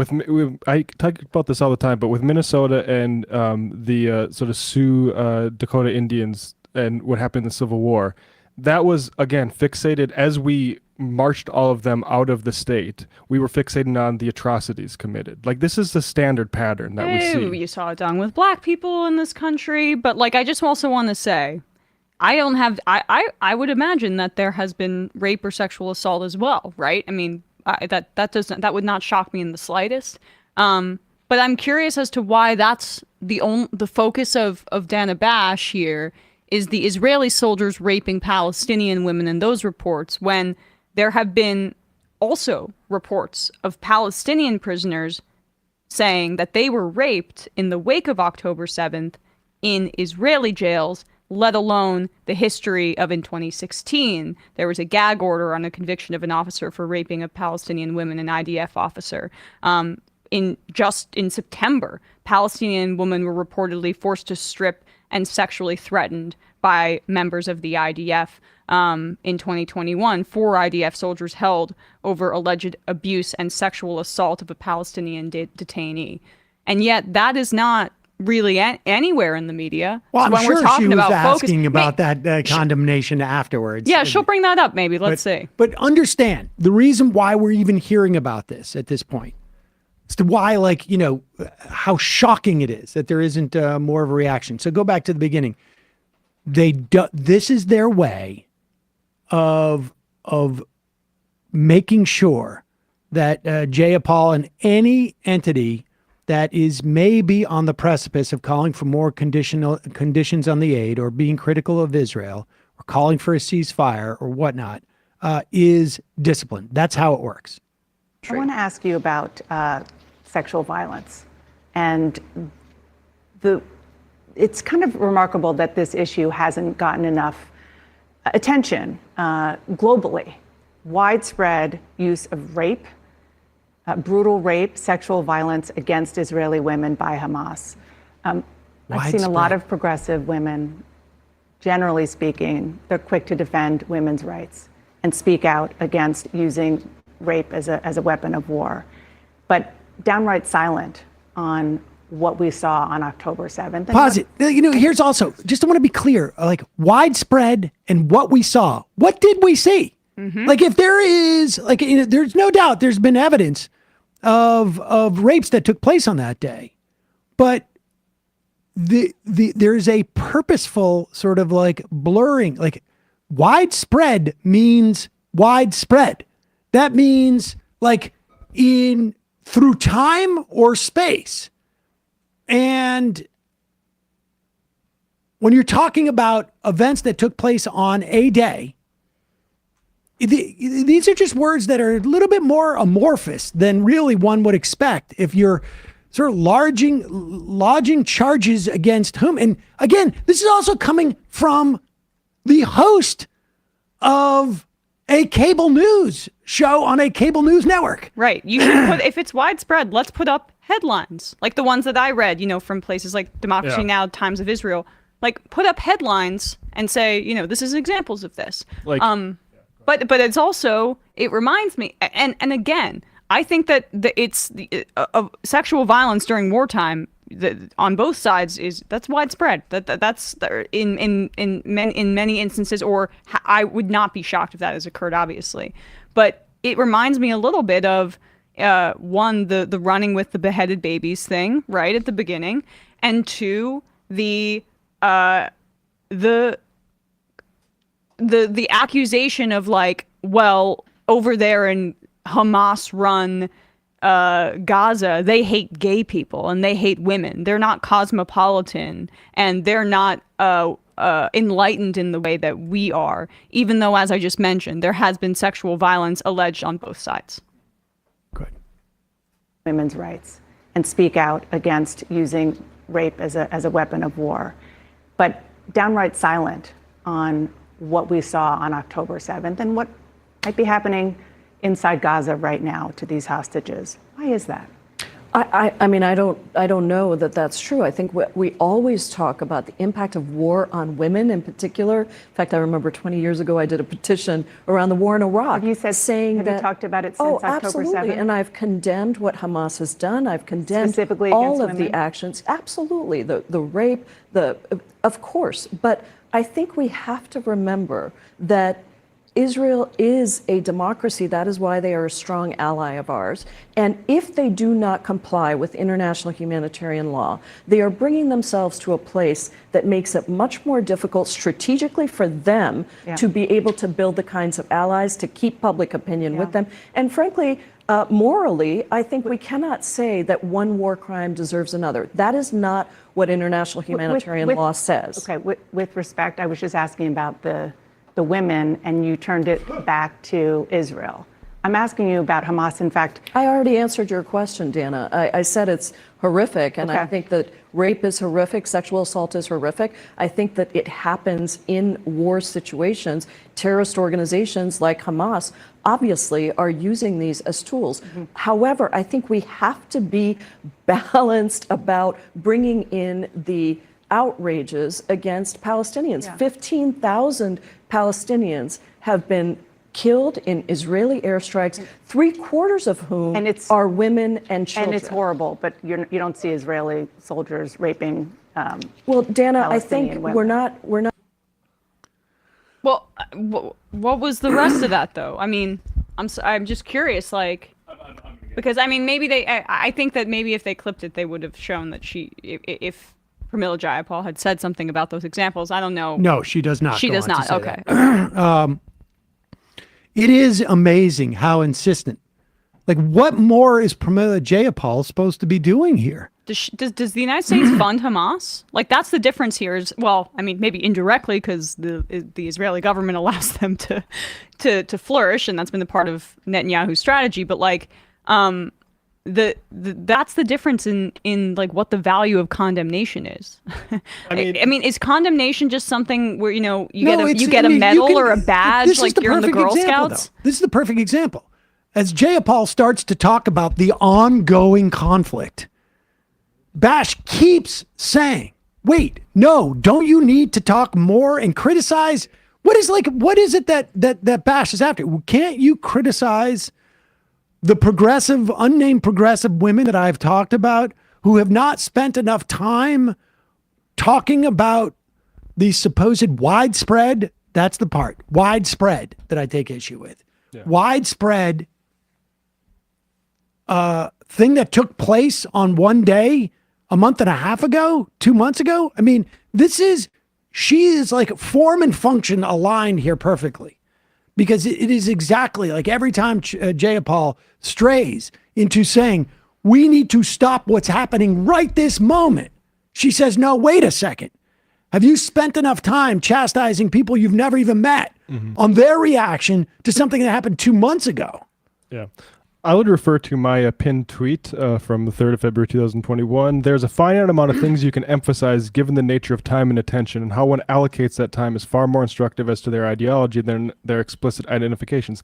It's just to take up time. There's only so much time cable news has, and the more you can spend it on how evil Hamas is, the more it justifies the bombing. And I think we need to be really on guard here, because you have Israel calling Medicine Sans Frontier and UNICEF Hamas. What Dana Bash is doing here is the first steps toward calling Pramila Jayapal a Hamas supporter, and it's disgusting. Wow. Yep. Yeah. Some IMs. Angel from Alberta. I had some Z-Biotics Saturday, but alas, the actual name is not available in Canada. Or Z-Biotics. Oh. Based upon what was said, she probably should have been allowed to have an abortion because of the rupture. It sounds to me like she didn't even it was a well, I wonder spontaneous about miscarriage. It says she went to the ER, or at least the hospital, 2 times before that. I wonder what the options were extended to her and that sort of thing. What environment that was like. Either way, she was probably experiencing some difficulties with the pregnancy. Yep. Dave from Jamaica, undercover cop, not that shocking. They're cops. After all, reforms are not going to help too much with the police. As long as the police serve capital, all reforms are doomed. And then the Ohio story makes me sick, clearly racially motivated. Militant apathy. Strong agree that militant apathy, as you'll recall, is a former police worker, more or less former police officer. Strong agree with that. They all have quotas and they all deny it. Been telling you for years, cops are taught to lie under oath, test a lie. Back in my day in the South, you get 1 Comstat point for misdemeanors and 3 points for felonies. Leadership figure you can arrest 50 people at a liquor house for buying beer. Leadership has you stay at the liquor house and lock everybody up that walks up to buy. Maybe you catch a few wanted persons, but in general, it's a waste that just churns people through the system for points. Can't go through the union because a lot of union heads are usually the F-ups who got in trouble for being too aggressive, or they have an axe to grind. Giuliani's the herpes of American culture. Think of all the sickness and effery that he's been involved in for the past 30 years. Yeah, indeed. Okay. Sam Seder. I tried calling the White House today, asked for a ceasefire multiple times. I got hung up every time by the system before a person could take my call. Kid tested, Politburo approved, visited family in Brooklyn over Thanksgiving. Not sure how you all survive the hellscape that is walkable streets, public transport, and diverse food choices. Thankfully, the in-laws had their Fox News crime alerts set on maximum volume. Gigawatt. 1,288 Americans died of COVID last week. It's the 12th straight week with more than 1,000 deaths. Testing and masks and vaccines are still important. I got my vaccine Thursday. I need to do that. No I wear a mask. I'm going tomorrow. I got mine on Friday. Yeah, going tomorrow. Good. And I should be hopefully pretty iron. Radioactive, you mean? Well, 6G at that point. No, the best thing is I was feeling a little digital on Friday. I will say. Look at this. See this paper clip? Can you see that? Is it out of frame? But it's out of actually frame. suspended on my arm. Wow, yeah, you can't see it, but it's. Can you not see it's it? Like hovering. It's hovering. It's stuck to my arm there. Well, we take your word for Can it. you see it? Oh, okay. Elon Tusk. So the plan is at some point, too late, Biden's going to say, enough, this is too genocidal. And then the Israelis are going to cry, we were about to destroy Hamas, but Biden is pro-Hamas. This is a complete lose-lose for Biden. I heard Piers Morgan saying Israel can do genocide, but don't. See? But see, the very first time the brakes are pulled because of October 7th, they go for genocide. So what stops the genocide is U.S., not the kind heart of the Israelis. Okay. Thomas from Texas. One of the most incredible interviews I've heard y'all do. Thank you for getting his voice out there. Number 13. Any physical threats? Oh, that reminds me, actually, folks. MajorityReporters@gmail.com. Vote for your best of interviews for the end of the year. Go back. You can go back to December of last year and look through them. I think you can find them on the website. Just go back and back. And send us your recommendations for best of. Somebody also nominated Feldman's AI Feldman. So you can do any segment you want. And just write in the subject line, best of. Star Fox. Happy Monday Fun Day, MR Crew. I just wanted to ask if you could have someone on soon for coverage on Sudan. You interviewed someone back in May, but as far as I can tell, it hasn't been talked about since. There's at least 15,000 dead, 6 million people displaced, upticks in ethnic cleansing with the UN pulling out at the request of the Sudanese government. Seems like things are only going to get worse and destabilize the region when more. I know there's countless things going on that should be reported, so this is not say I don't appreciate all you're able to get out in the world. Love you all. Left is best. I believe we have someone booked for Thursday, so that should be. Oh, nice. Yeah, Look going on in the Congo, too. Charge. Also, I want to see if we can get Jeet here on for that story he did about Modi.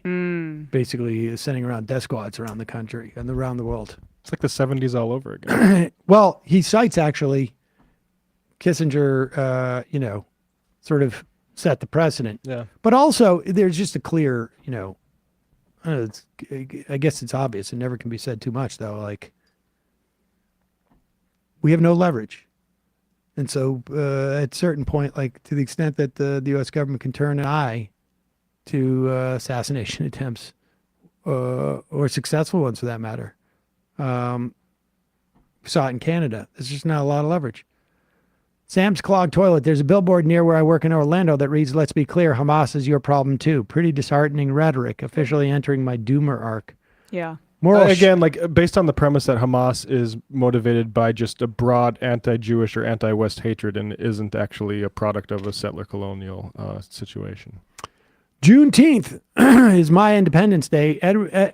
Edwin Raymond's story really dispels the myth of hard work and pulling yourself up by the bootstraps that are often told to black people. Stories like his show that even people who follow the rules and respect the powers that be are ostracized by the systems they try to add value to. Mm-hmm. The thing about him joining it out of like kind of a curiosity type of thing. Yeah. I'll be honest, like if it wasn't for the Iraq War and how that changed my politics, I would have considered joining the military. Definitely. I had friends who joined it. Like I strongly considered the movie Jarhead came out. I still wasn't like totally against the war at that point. And I asked like the Marine who came to my high school for more info, and they called my parents until like my 28th birthday trying to get me to join.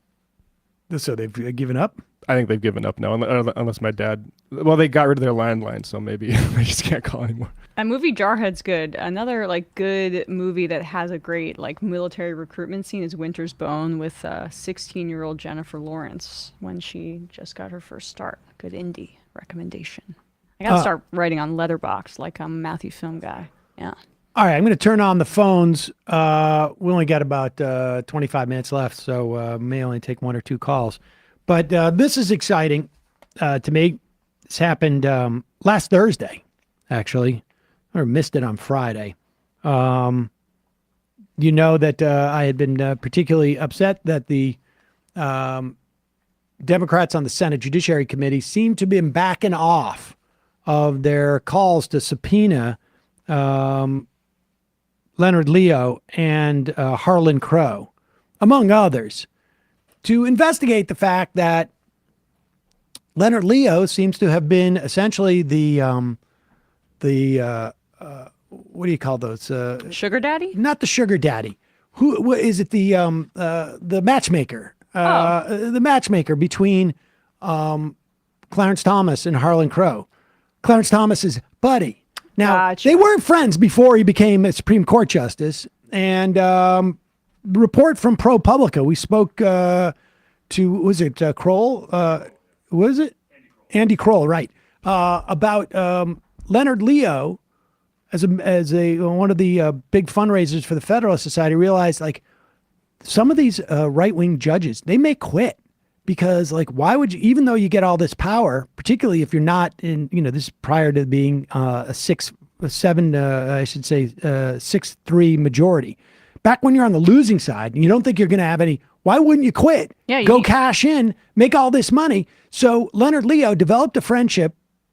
He had access to and probably helped set up Clarence Thomas's hearings. Even, well, I don't know if he was there when that happened, but certainly did, Kavanaugh's and Gorsuch and whatnot, but became friends with Clarence Thomas and then introduced him to Harlan Crow in a have a billionaire adopt a Supreme Court justice, went on to pay for his mother's house, his new buddy, and to pay for the private school of one of his kids or maybe somebody he was a guardian of. Yes. Among taking him on a bevy of these private jet trips to different places around the world. And so the Senate Judiciary Committee Democrats want to subpoena these guys and find out the nature of these relationships. And they looked like they were going to back off after the Supreme Court put out like a ridiculous document, ostensibly being their new ethics code, which was just basically made mincemeat of within a day or two by anybody with any paying attention to any of these things. And this is, in the wake of this, apparently, or I should say right before, right, there's this rancor over judicial nominees that were made. And then after that, the GOP walks out because they know these subpoenas are coming, but they need to like ramp up their fake anger. So here it is. This is when there's 2 judicial nominees that Durbin is pushing through. Sorry, we already had done that at great length. Well, I think this deserves some commentary, given the nature of the nominee, and I'd like to ask to speak on the nomination. Senator, we've debated these 2 nominees twice. Mr. Chairman, I would also like to speak on the nomination. I understand what you'd like to do, but I'm saying that in fairness, we have debated these nominees twice, and I ask the clerk to call the roll. Mr. Chairman, you're denying us an opportunity to speak on a nominee? I mean, third time, no. Okay, do this. So Just we don't do have it. a right to speak under the rules? Under the third time, I'd say no. So you're just going to make it up? So yeah. I'd like to There's going to be a lot of to- consequences I'd like to coming speak here. too, Mr. You're going to have a lot of consequences coming if you go down this road. You better I've believe cautioned it. you. I've cautioned a lot of you. The clerk will call the roll. Listen to me. Now pause it for 1 second. I understand what's going on here. They want to extend the debate on these nominees, not because they're concerned about the nominees, because they want to like tee up and push the subpoena roll call. I think that's what's going on here. Because this all happens at the same meeting of the committee. And a lot of you. Mr. Chairman. Mr. Chairman, don't we get the opportunity to speak? We're in a roll call. So you're telling us to shut up? Even though multiple You members want have us asked to to speak. shut up? Is that what you're saying? A lot of people didn't speak on the 2 nominees before. We've done. Would you raise your hand if you did not speak? I did not have a Senator Cornyn didn't have a chance to speak. Senator Blackburn had a chance to speak. We've got several folks, Mr. Chairman, who didn't have a chance to speak. We want to tell you again why these nominees are awful. Mr. Welch. Or in Senator Cornyn's case, tell you for the first time. You're just going to sit there and ignore us? Senator Blackburn, have you spoken on these nominees? I've not had the you like opportunity to to? speak. I would like very much to speak on Mr. Mr. Chairman, Cassavy. I urge you to let Senator Blackburn speak. Senator Cornyn as well. Senator Cornyn hasn't had a chance to speak. That's correct. Mr. Grassley. Point of order, Mr. Chairman. You can't limit debate without invoking Rule 4. You haven't done that. We have debated. Mr. Grassley. We've debated on prior occasions when we didn't have a quorum. That vote didn't count. We've got people who are here now who weren't here then who would like to speak. Can we speak on the other nominees? Or is your plan just to end all debate today? Is your plan to end all debate? Do you have an answer? You're going to rely on someone whispering in your ear. What's your plan? No. No, we're not. Okay, listen, here's the deal. We worked 7 weeks to trying to solution the asylum problems. You boycotted the committee. Mr. Cruz. Mr. Chairman, I don't know if you've left us any alternative but to deny the committee a quorum. Mr. Cotton. I think that's something we ought to seriously consider. I tell you what. Mr. Cotton says the chairman needs to rethink his decision and let Senator Cornyn and Senator Blackburn speak. That's what Mr. Cotton says. You can mark that down as my vote. Mr. Kennedy. Yeah. Everybody over there who's not willing to look at me or look at Dick Durbin needs to think about it as well. Kennedy. I want to speak. Mr. Tillis. Mr. Kennedy wants to speak as well. Mark Mr. Cotton now saying Mr. Kennedy needs to speak too. Mr. Tillis. Mrs. Blackburn. I'm waiting to be heard on the nominee. I've requested several times to be heard on the nominee. So no, I guess Senator Durbin's not going to allow women to speak either. I thought that was sacrosanct in your party.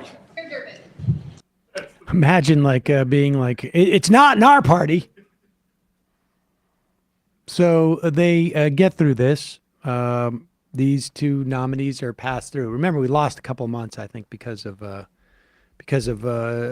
Feinstein, even though at the time we were told we weren't. So they're trying to rush and catch up to where Trump was at the end of his term in terms of Biden. We're getting close. But then they go and vote for the subpoenas to be issued. And here we had this. They start to leave. The question now is on the proceeding to vote on the chair's November 2nd, 2023 motion to authorize subpoenas. The clerk will call the roll. Mr. Chairman, can I raise a point of order, please? I'm sorry, but we have to proceed with this roll call. I can't raise a point of order before we vote. Clerk will call the roll. Mr. Whitehouse. Aye. Go away. Ms. Klobuchar. Aye. Mr. Coons. Go away.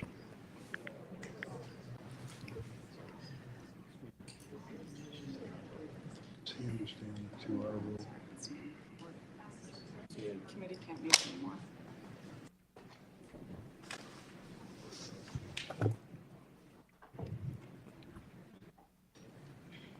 So you can see all of the Republicans have left except for Graham at this point, right? And is Graham leaving right now? They're attempting to deny the, there goes Graham. He just got a text from somebody saying, "Get up, dude, get out." And what had happened, as far as I can tell, is the quorum had already been reached.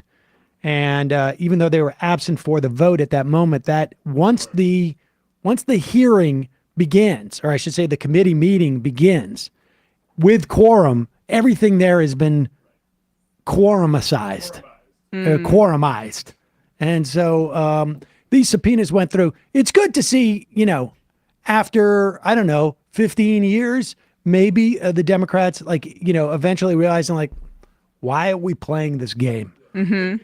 After Patrick Leahy, former Democratic chair of the Judiciary Committee, upheld blue slips.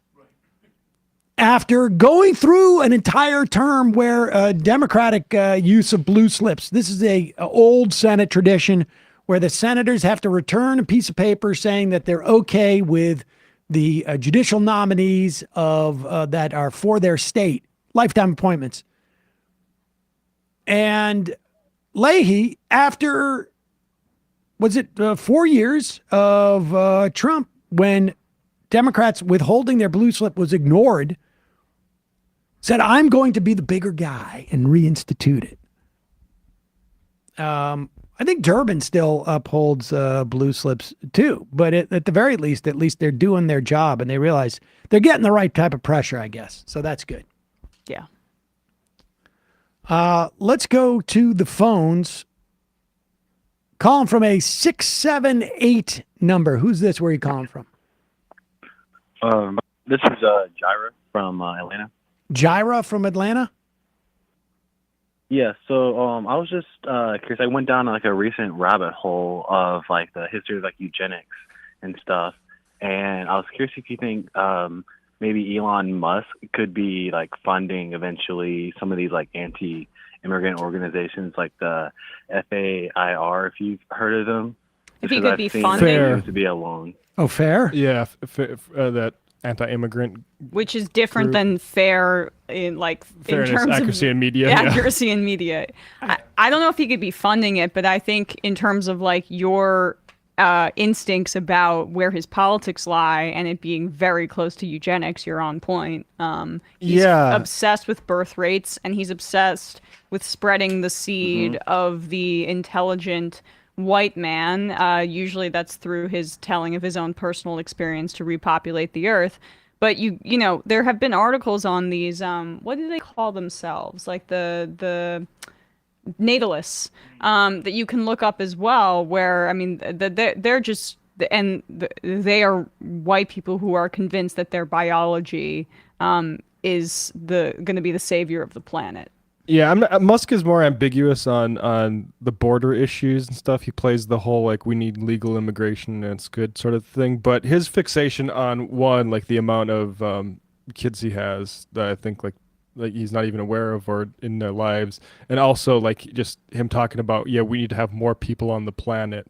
I think part of that is like a racist thing where we need mainly white people to be the ones that are procreating, and we're less concerned about everybody just procreating. But I don't know if it's in his border policies. Appreciate the call. For sure. Thanks. Nothing that Elon Musk could support that I would be terribly surprised by. Calling from a 908 area code. Who's this? Where are you calling from? Hi, this is Mike from New Jersey. I'm actually in South Carolina now. Can you hear me? Mike from New Jersey, currently in South Carolina. What's on your mind?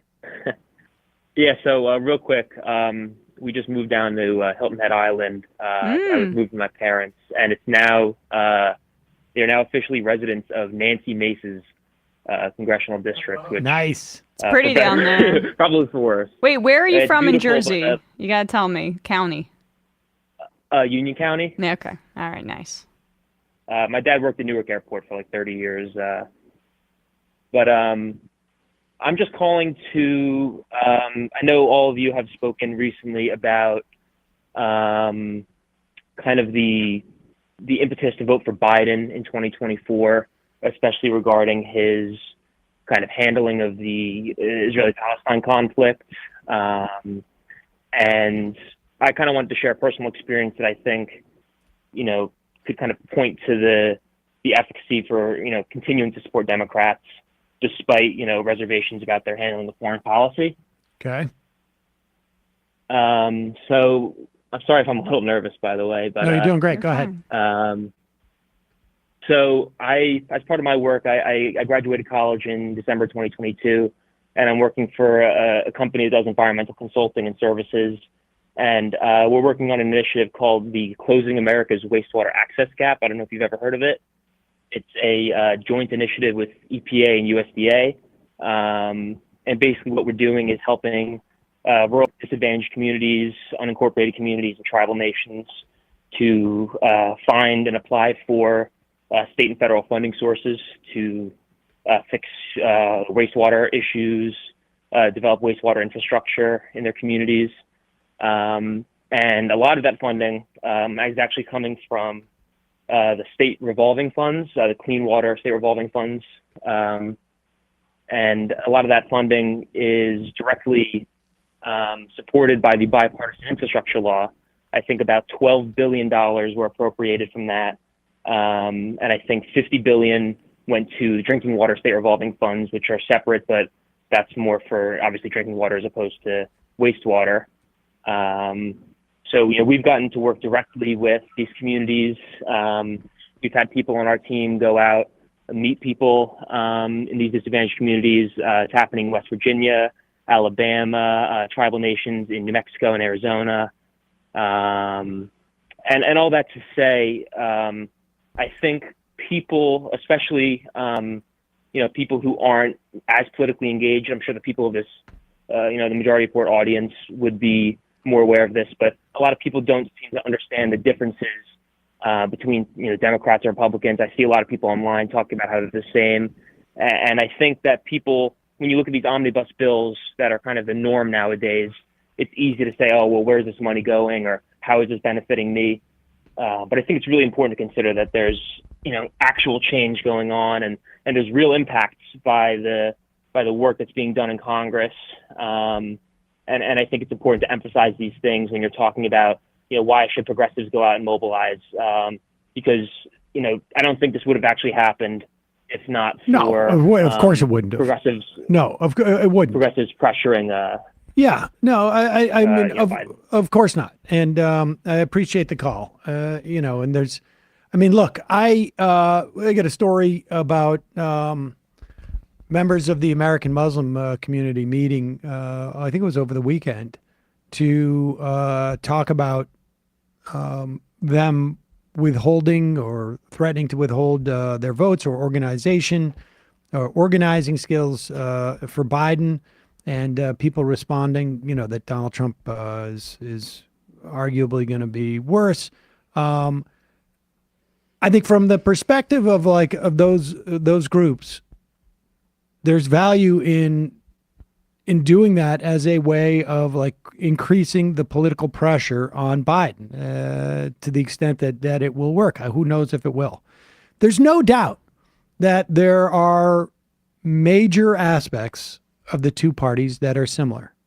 But there's also no doubt that from a material perspective, and I don't know if that's I don't know how many people from a material perspective are benefit from having a Democrat in office versus the things that are detrimental that both parties share, right? In terms of many foreign policy things and whatnot. And I think there's also an argument to be made in certain foreign policy issues, having a member of the opposite party to Democrats in power allows Democrats to be more oppositional to these things. Exactly. But that certainly happens. But it doesn't seem in the opposition that they're able to stop things. Right, exactly. Yeah. The Iraq war, ostensibly, there were a lot more Democrats, particularly in the House, I think, who tried to deny Bush the authorization for Iraq. And certainly the Democrats, though not so much as in the Senate, but broadly speaking, were far better on the Iraq war, but they still didn't have the ability to stop it. Yeah. And I think the Democrats are too similar to Republicans in many ways. And I think at no time is that clearer than when the Democrats have power and they're not able to basically position themselves as vastly different on, say, how they're going to react when Israel starts bombing Gaza, for instance. I think you benefit. I think this is why I don't think the debate is that interesting. I do support Muslim groups coming in saying we have a demand actually that you're going to have to meet, which sure. is but ultimately I think Democrats being in power, I think there's a reason unions and labor supports them and their economic policies are broadly marginally better. And then when they're not better, you at least get to demonstrate that to people. Right. Appreciate the call. Okay, we don't have much time here. And that does end our call-in portion of the program, ladies and gentlemen. I want to do this. We talked about lady ballers. Hold on. Can you explain the joke to me, please? Okay. The joke is... women playing basketball. No. Oh, no, that's not it? Two guys, one who could never get a job in Hollywood, and the other who basically bought his way on to producing stuff, I think. They couldn't follow their dreams to be Hollywood celebrities and be in movies and whatnot. And so they started a politics outfit outside, coming out of like the Breitbart world, and then got, all sorts of right-wing funding, and then swang around to actually make a movie because they know how to make movies that are funny and not like so much about fighting the culture war. And then they came up with their, I think it's their premiere comedy movie with one of those guys starring in it. And the other is, I don't know if he wrote it or what, but, and it's the same premise that we've seen done a million times before, but this is like an added twist because it's going to create liberal tears. So you're saying that like Shapiro and his crew, or Shapiro in particular, wanted to do one thing, but he wasn't good enough to do it. So then he did something else and is entering into this arena. It's a way of doing it. In a different manner, like as if, No, this is what it's like. Right. It's basically like, I'm going to start an open mic at the local Chinese restaurant so that I can put myself on stage the whole time. That's basically what's going on here. But what's fascinating about this Lady Ballers is, of course, a story about some guys who want to relive their high school or reimagine their high school failures on sports teams and do so by playing in women's sports. And they think that they can qualify as women by dressing up. And what's fascinating about this is what we're about to see. This is Ben Shapiro being interviewed about it because it's the most triggering movie of the year. And Jeremy Boring, who stars in it, is hosting it. And he stars in it. Oh, yeah. No, but my point is just like, Jeremy Boring is the lead. Oh, good. So he wanted to be an actor, but he wasn't good enough to be. So he had to he had to first be a political commentator and then turn into an actor. Well, he started a political company. I don't know if he's considers himself. But it's just, it's all about like people who were not good enough going in and maybe pretending to be a different gender, like the premise of this movie, so they can still do what they want to do, even though they're not talented enough. There's a strand of autobiography, I think, probably in this. That's all I'm getting at. What's here. fascinating about this is, their entire movie is supposed to be a comedic treatment of a genuine problem that they all say it's completely insane that people born and assigned a male gender at birth could end up playing in women's sports. It's a completely insane thing, and we're going to parody it. But here's what's fascinating about this story. It belies every single political point they've ever tried to make about this, which in terms of like why having trans women play women's sports is a problem. It completely is belied by their story of how to develop their movie. And the funny thing is, you can tell like Shapiro's so excited, like he's finally getting his TMZ type spot. And he forgets, like, wait a second, I'm belying the entire premise of 90% of the revenue we've made from the Daily Wire over the past like year and a half. Idea. So you approached me and you said we should make a fictional film about this topic. Now, to be fair, I think I'd actually suggested to the Crane Boys that they do this as a doc. Yes. I originally went to them and I said, you guys should like go try out for a bunch of ladies' leagues. And that became not possible because, as it turns out, most ladies' leagues don't allow in actual men, and they weren't willing to go the full distance in terms of what it would require in order to, the actual hormone treatments and everything to play in some of the ladies' leagues. But in any case, it turned into this. So explain. Yeah. All right, let me explain what we just witnessed. We just witnessed Ben Shapiro undermine the entire premise of everything that they've been saying on this network for years, which is the idea that people transition so they can do better in women's sports is absurd. The idea that it's an easy thing to transition, that this is just sort of like some type of like afterthought is absurd. And he just says it right there. It completely inhibited the entire project they wanted to do in the first place. So they had to fictionalize the thing that they've been talking about is a real problem in society for years. Yep. It's almost as if the idea that a person who is a man wouldn't undergo the physical transformation and the hormones and the surgery in order to just participate in like the WNBA. It's almost like that's actually the factual reality, which Ben Shapiro admits. And broadly, that is like it goes throughout even without sports. You go to like, oh, kids are just identifying as trans because it gives them a leg up, as if there's some sort of this is a small hurdle that people will go through just to get some sort of advantage in the world is a hysterical. It's always been a hysterical, absurd position that is just meant to rile up bigots to get them out to vote. And the thing is like he's revealing there that they know it. They know it. They know that it's not really a thing. It's just a wedge issue for bigotry, and that's always what it's been. Well, we have that classic Matt Walsh clip on Joe Rogan where he gets the number of kids that are implicated in this wrong by like a order of magnitude. If you want to just throw that in here too. Yeah, sure. Let's just remind people like this is all. There was always a fictional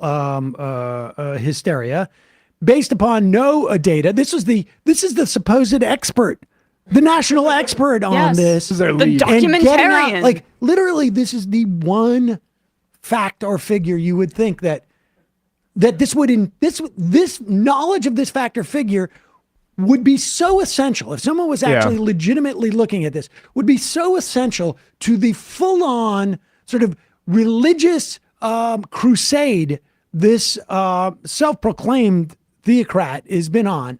You would think that this number would be it, but it just goes to show like completely built on a house of sand. And this moment was from about almost a year ago to the day. 2 years ago. Oh, man. Yeah, here we go. How many people have had this done? Depends on what. I don't think we have exact numbers, but if we're talking all this stuff year over year. So it's the drugs. But you should progress. Wait, you're an adult. This is a free. Some going on with that. They will be. And I also. There's some going on with that Twitter clip. Dang it. There you go. Good job, X. Way to ruin your entire. Unbelievable. Yep. Well, we're going to try this again and get that audio on because it's skipping all over the place. It is a good clip here. Let's try this one.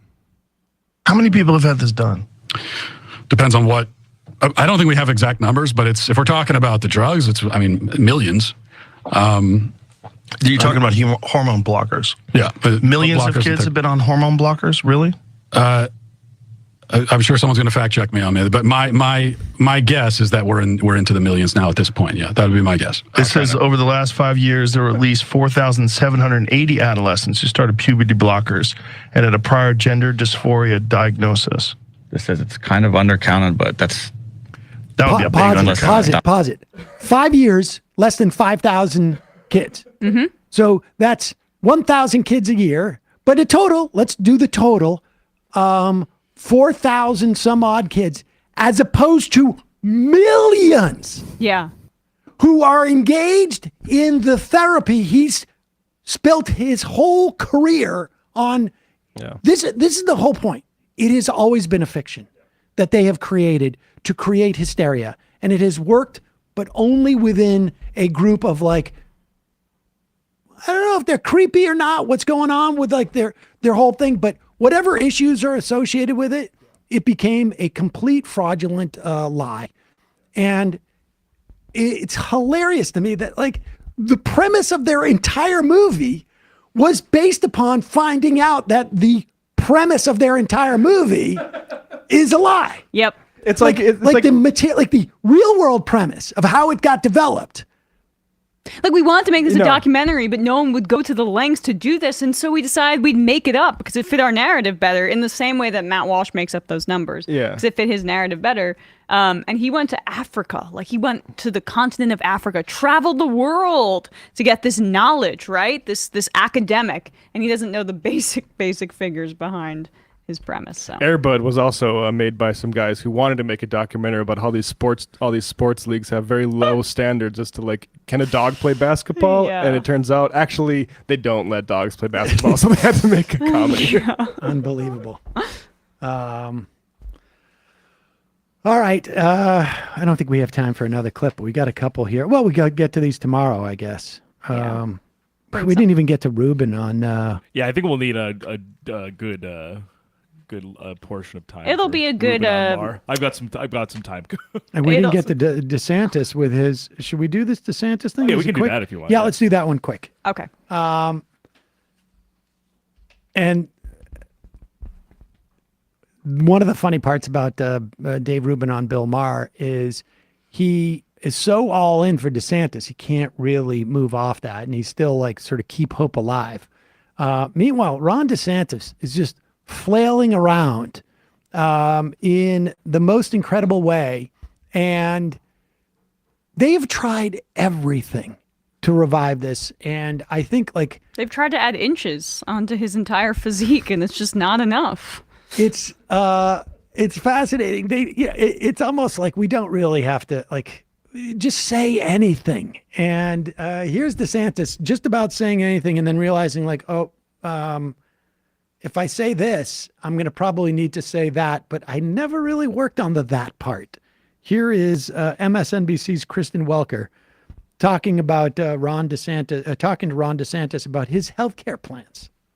Pro-life protection. Let me ask you about Obamacare. Former President Trump said he wants to repeal and replace Obamacare, something he tried and failed to do when he was president. You were in Congress at the time. If you were president, would it be your plan to try to repeal and replace Obamacare, something you voted to eliminate 3 times?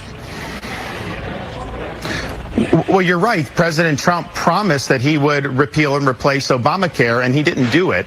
And that was a promise that he made a lot of times. What would you do, Governor? What would you costs do? have continued to go up. Well, but I think it's important to point out he's running on a lot of the things he campaigned on in 2016 and didn't deliver it on, whether it's repeal and replace Obamacare, whether it's building the border wall, whether it's draining the swamp. Remember, he said he would do a special counsel against Hillary Clinton. Then 2 weeks after the election said no. Now he says he's going to do one against Biden. Understood, so but this Governor, is part what of a would you pattern do? where he's running on things that he didn't do. Here's what I will do. What I think you're going to need to do is have a plan that will supersede Obamacare, that will lower Pause it for prices. 1 second. I love this transition. Here's what I'm going to do. What I think they need to do. Yes. I mean, it's just Yes. amazing. And who's the they? They. Yeah. But yeah, just take it right there. I just think that's fantastic. He finally gets nailed down, and then he's like, "Oh, I'm going to have to answer this question, and I have no health care plan." What? You do is have a plan that will supersede Obamacare, that will lower prices for people so that they can afford health care, while also making sure that people with pre-existing conditions are protected. And we're going to look at the big institutions that are causing prices to be high.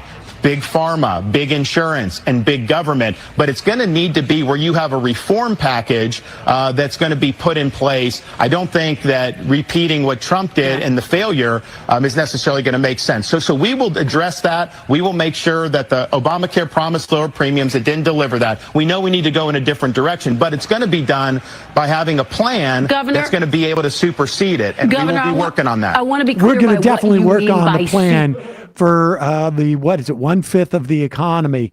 We're not going to replace, we're going to supersede it. So what does that mean? Does that mean? Well, he's arguing that we're gonna tinker with some reforms. Okay. There you go. But superseded sounds like you're gonna put something over it, right? Like you're gonna place a better healthcare system over Obamacare. But how would you statutorily do such a thing? Well, you could tinker with it, and we're gonna have a plan for that. And what's my plan? Good, but we're in the planning for a plan stage of doing that. Well, good thing is it doesn't matter at all because he's not getting anywhere close to that presidency. It really does feel like that. The question is like, what are we ever honestly going to hear? I mean, I have a feeling like after he's done with this, he's going to be like George Allen. Do you remember him, the former senator from Virginia? He said Mukaka, and we called somebody that. Oh, that guy. And then we never heard from him again. So,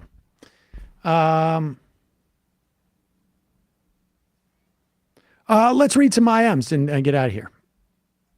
Majority report wardrobe coordinator. Those heels aren't the only place where Ron's packing a solid 4 inches. Very nice. Cody Culp. However, Air Bud was a documentary. Home Homegrown history teacher. I'm listening a little behind on YouTube, but the miscarriage case that is being litigated is heartbreaking. As someone who's had a few miscarriages, I can't even imagine. I had a very strong suspicion that the woman being tried was black before I looked at the screen to confirm my suspicions. The war on policing bodies is really just another way to police black and brown women's bodies even further. Honks me off. I remember Matt Taibbi admonishing people for not engaging with the definitely good faith Daily Wire on the question, what is a woman? Angela from Alberta, gotta love when you finally write funny message and Sam messes it up. Glad to hear the laugh in the background. Backwoods Marxist. Hey, I'm our crew. I was wondering if y'all watched the Newsom versus DeSantis Hannity debate, and if so, what y'all thought of it. Oh, did we play any clips of that, or did you play on that on The Gavin Newsom thing? Yeah, we did. On Thursday? On Friday. On Friday? Oh, we did? Oh, yeah, we played one. Yeah, you were there. I know. It was completely, it's so ridiculous. It's so I didn't think about insignificant, yeah. I mean, the only thing that was significant about it, I think, was just how much DeSantis diminished himself by even participating. Not that I thought he could even diminish himself anymore. But. Oh, that's the one where DeSantis kept saying, not true, not true, not true. It's not banned.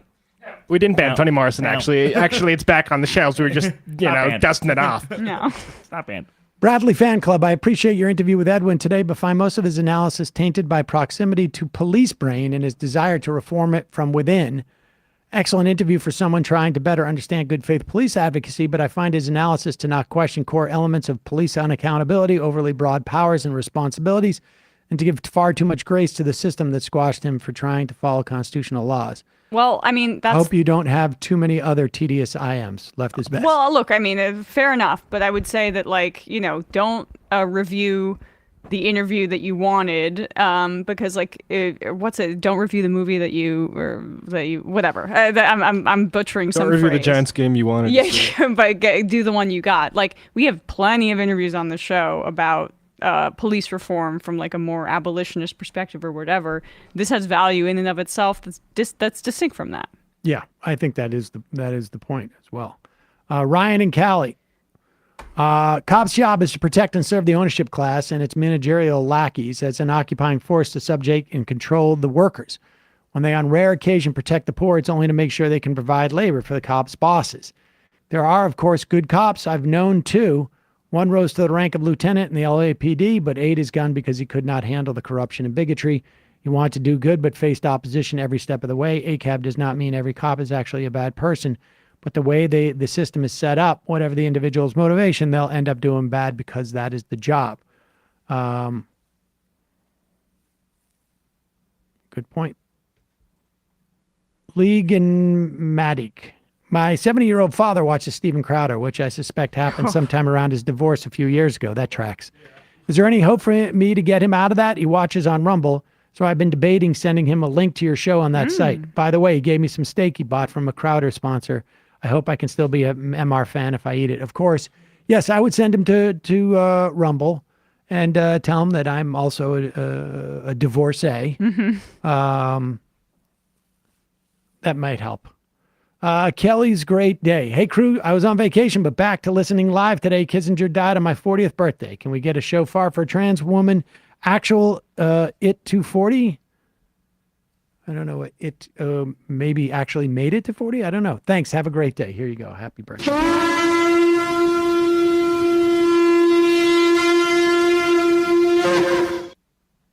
All right, 5 more. NJ Mailman. Can I give USPS secrets to China so they can help me pay off my girlfriend's engagement ring? I mean, if they're just giving away $4,000. Mike from Bavaria. Black Friday at Sleepy Joe's. 50% off all trees. Like Biden paying for his Rehoboth Beach vacation with right. CCP money. We got to go. We got to go to the beach. I'm going to sell some secrets to China just to cover. Stephen from Pittsburgh. This sounds like an end-around attempt to get around issue 1 by dealing with the corpse, indeed. Far Twain. I feel bad for the clerks. I'm not sure what that was. Tater Tot. Making my way through this month's Reconstruction-centered edition of The Atlantic, and I'm recognizing a lot of authors that you've had interviews of all over the years. Oh, yeah, I got to check that out. Kowalski in Nebraska. In the age of cell phones, the area code has become the ancestral clan name or heraldry of people who go away to university or move to large cities. It's a marker of old stories, loyalties, and a statement that says, there was a land I came from, but I'm there no longer. Well said. Matty Moron. One of the few political silver linings about living in a state like Tennessee is I never have to engage these torturous circular arguments about whether or not to vote for Dems for federal elections. I can write Mr. Dick and Balls in the ballot line and would have exactly as much political efficacy as voting for a Democratic presidential candidate. LOL. I do think there's something to that because I'm also from North Dakota. So like the idea of voting for a Democrat out of the lower or whatever, less bad options it's fine. Like, I don't know, like, cause usually that isn't that active of a choice anyway. Right. Worcester Ice Cats.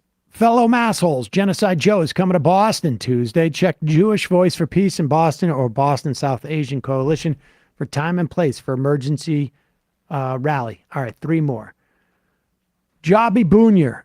Even if you undercounted by 10, he's still overestimated by a factor of anywhere from 20 to 100 times. That's the Matt Walsh not knowing his statistics. Somebody's going to fact check me. Hey, yeah. Oh, really? You think so? Why would they do that? Just because they're liberal trolls, or the fundamental premise of your entire project is called into total question? Yeah. It's great when you're establishing the premise and you're like, wait, have I been bullshitting this entire thing? Yep. Somebody's I thought I was going on Joe Rogan. He wouldn't ask me one question about the fundamental underpinnings of my project. Serious business. Just a reminder, 3 films released so far haven't cracked $1 million at the box office. What do you think the chances are that Lady Ballers gets them over the line? It would need to make about $300,000. Oh, you're going to send us a link at majorityreporters@gmail.com where we can find reports on that. I'm curious about like just the amount of money they're flushing down the toilet. It's fantastic. All right. Brendan from Kentucky. I'm pretty sure Air Bud was based off of Charlie Kirk's youth team with the Eastern Europeans. If I remember right, Kirk was benched so the dog could play. Smooth Operator, Rocking Around the Christmas Tree, just hit #1 of the Billboard Hot 100. War on Christmas is here. And the final we got to still play the CNN thing. Maybe we'll do that tomorrow. My annual replay of the CNN War on Christmas thing. Yes.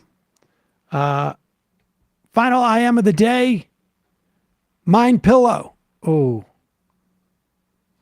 I am a little hesitant to talk about this at the end of the show because we're not going to be around to support Matt. I know what you're gonna say. Sad to report that Doug Burgum suspended his campaign. I ask everyone to please respect Mac's privacy in this very sensitive time. You're not going to have Burgum to kick around anymore. Bradley, Matt, particularly Matt. Emma, great job today. Matt, way to hold it together in spite of all this recent tragic news. Folks, we'll see you tomorrow. It might take all the strength I got to get to where I want, but I know somehow I'm gonna get there. I wasn't looking when I just got caught between the truth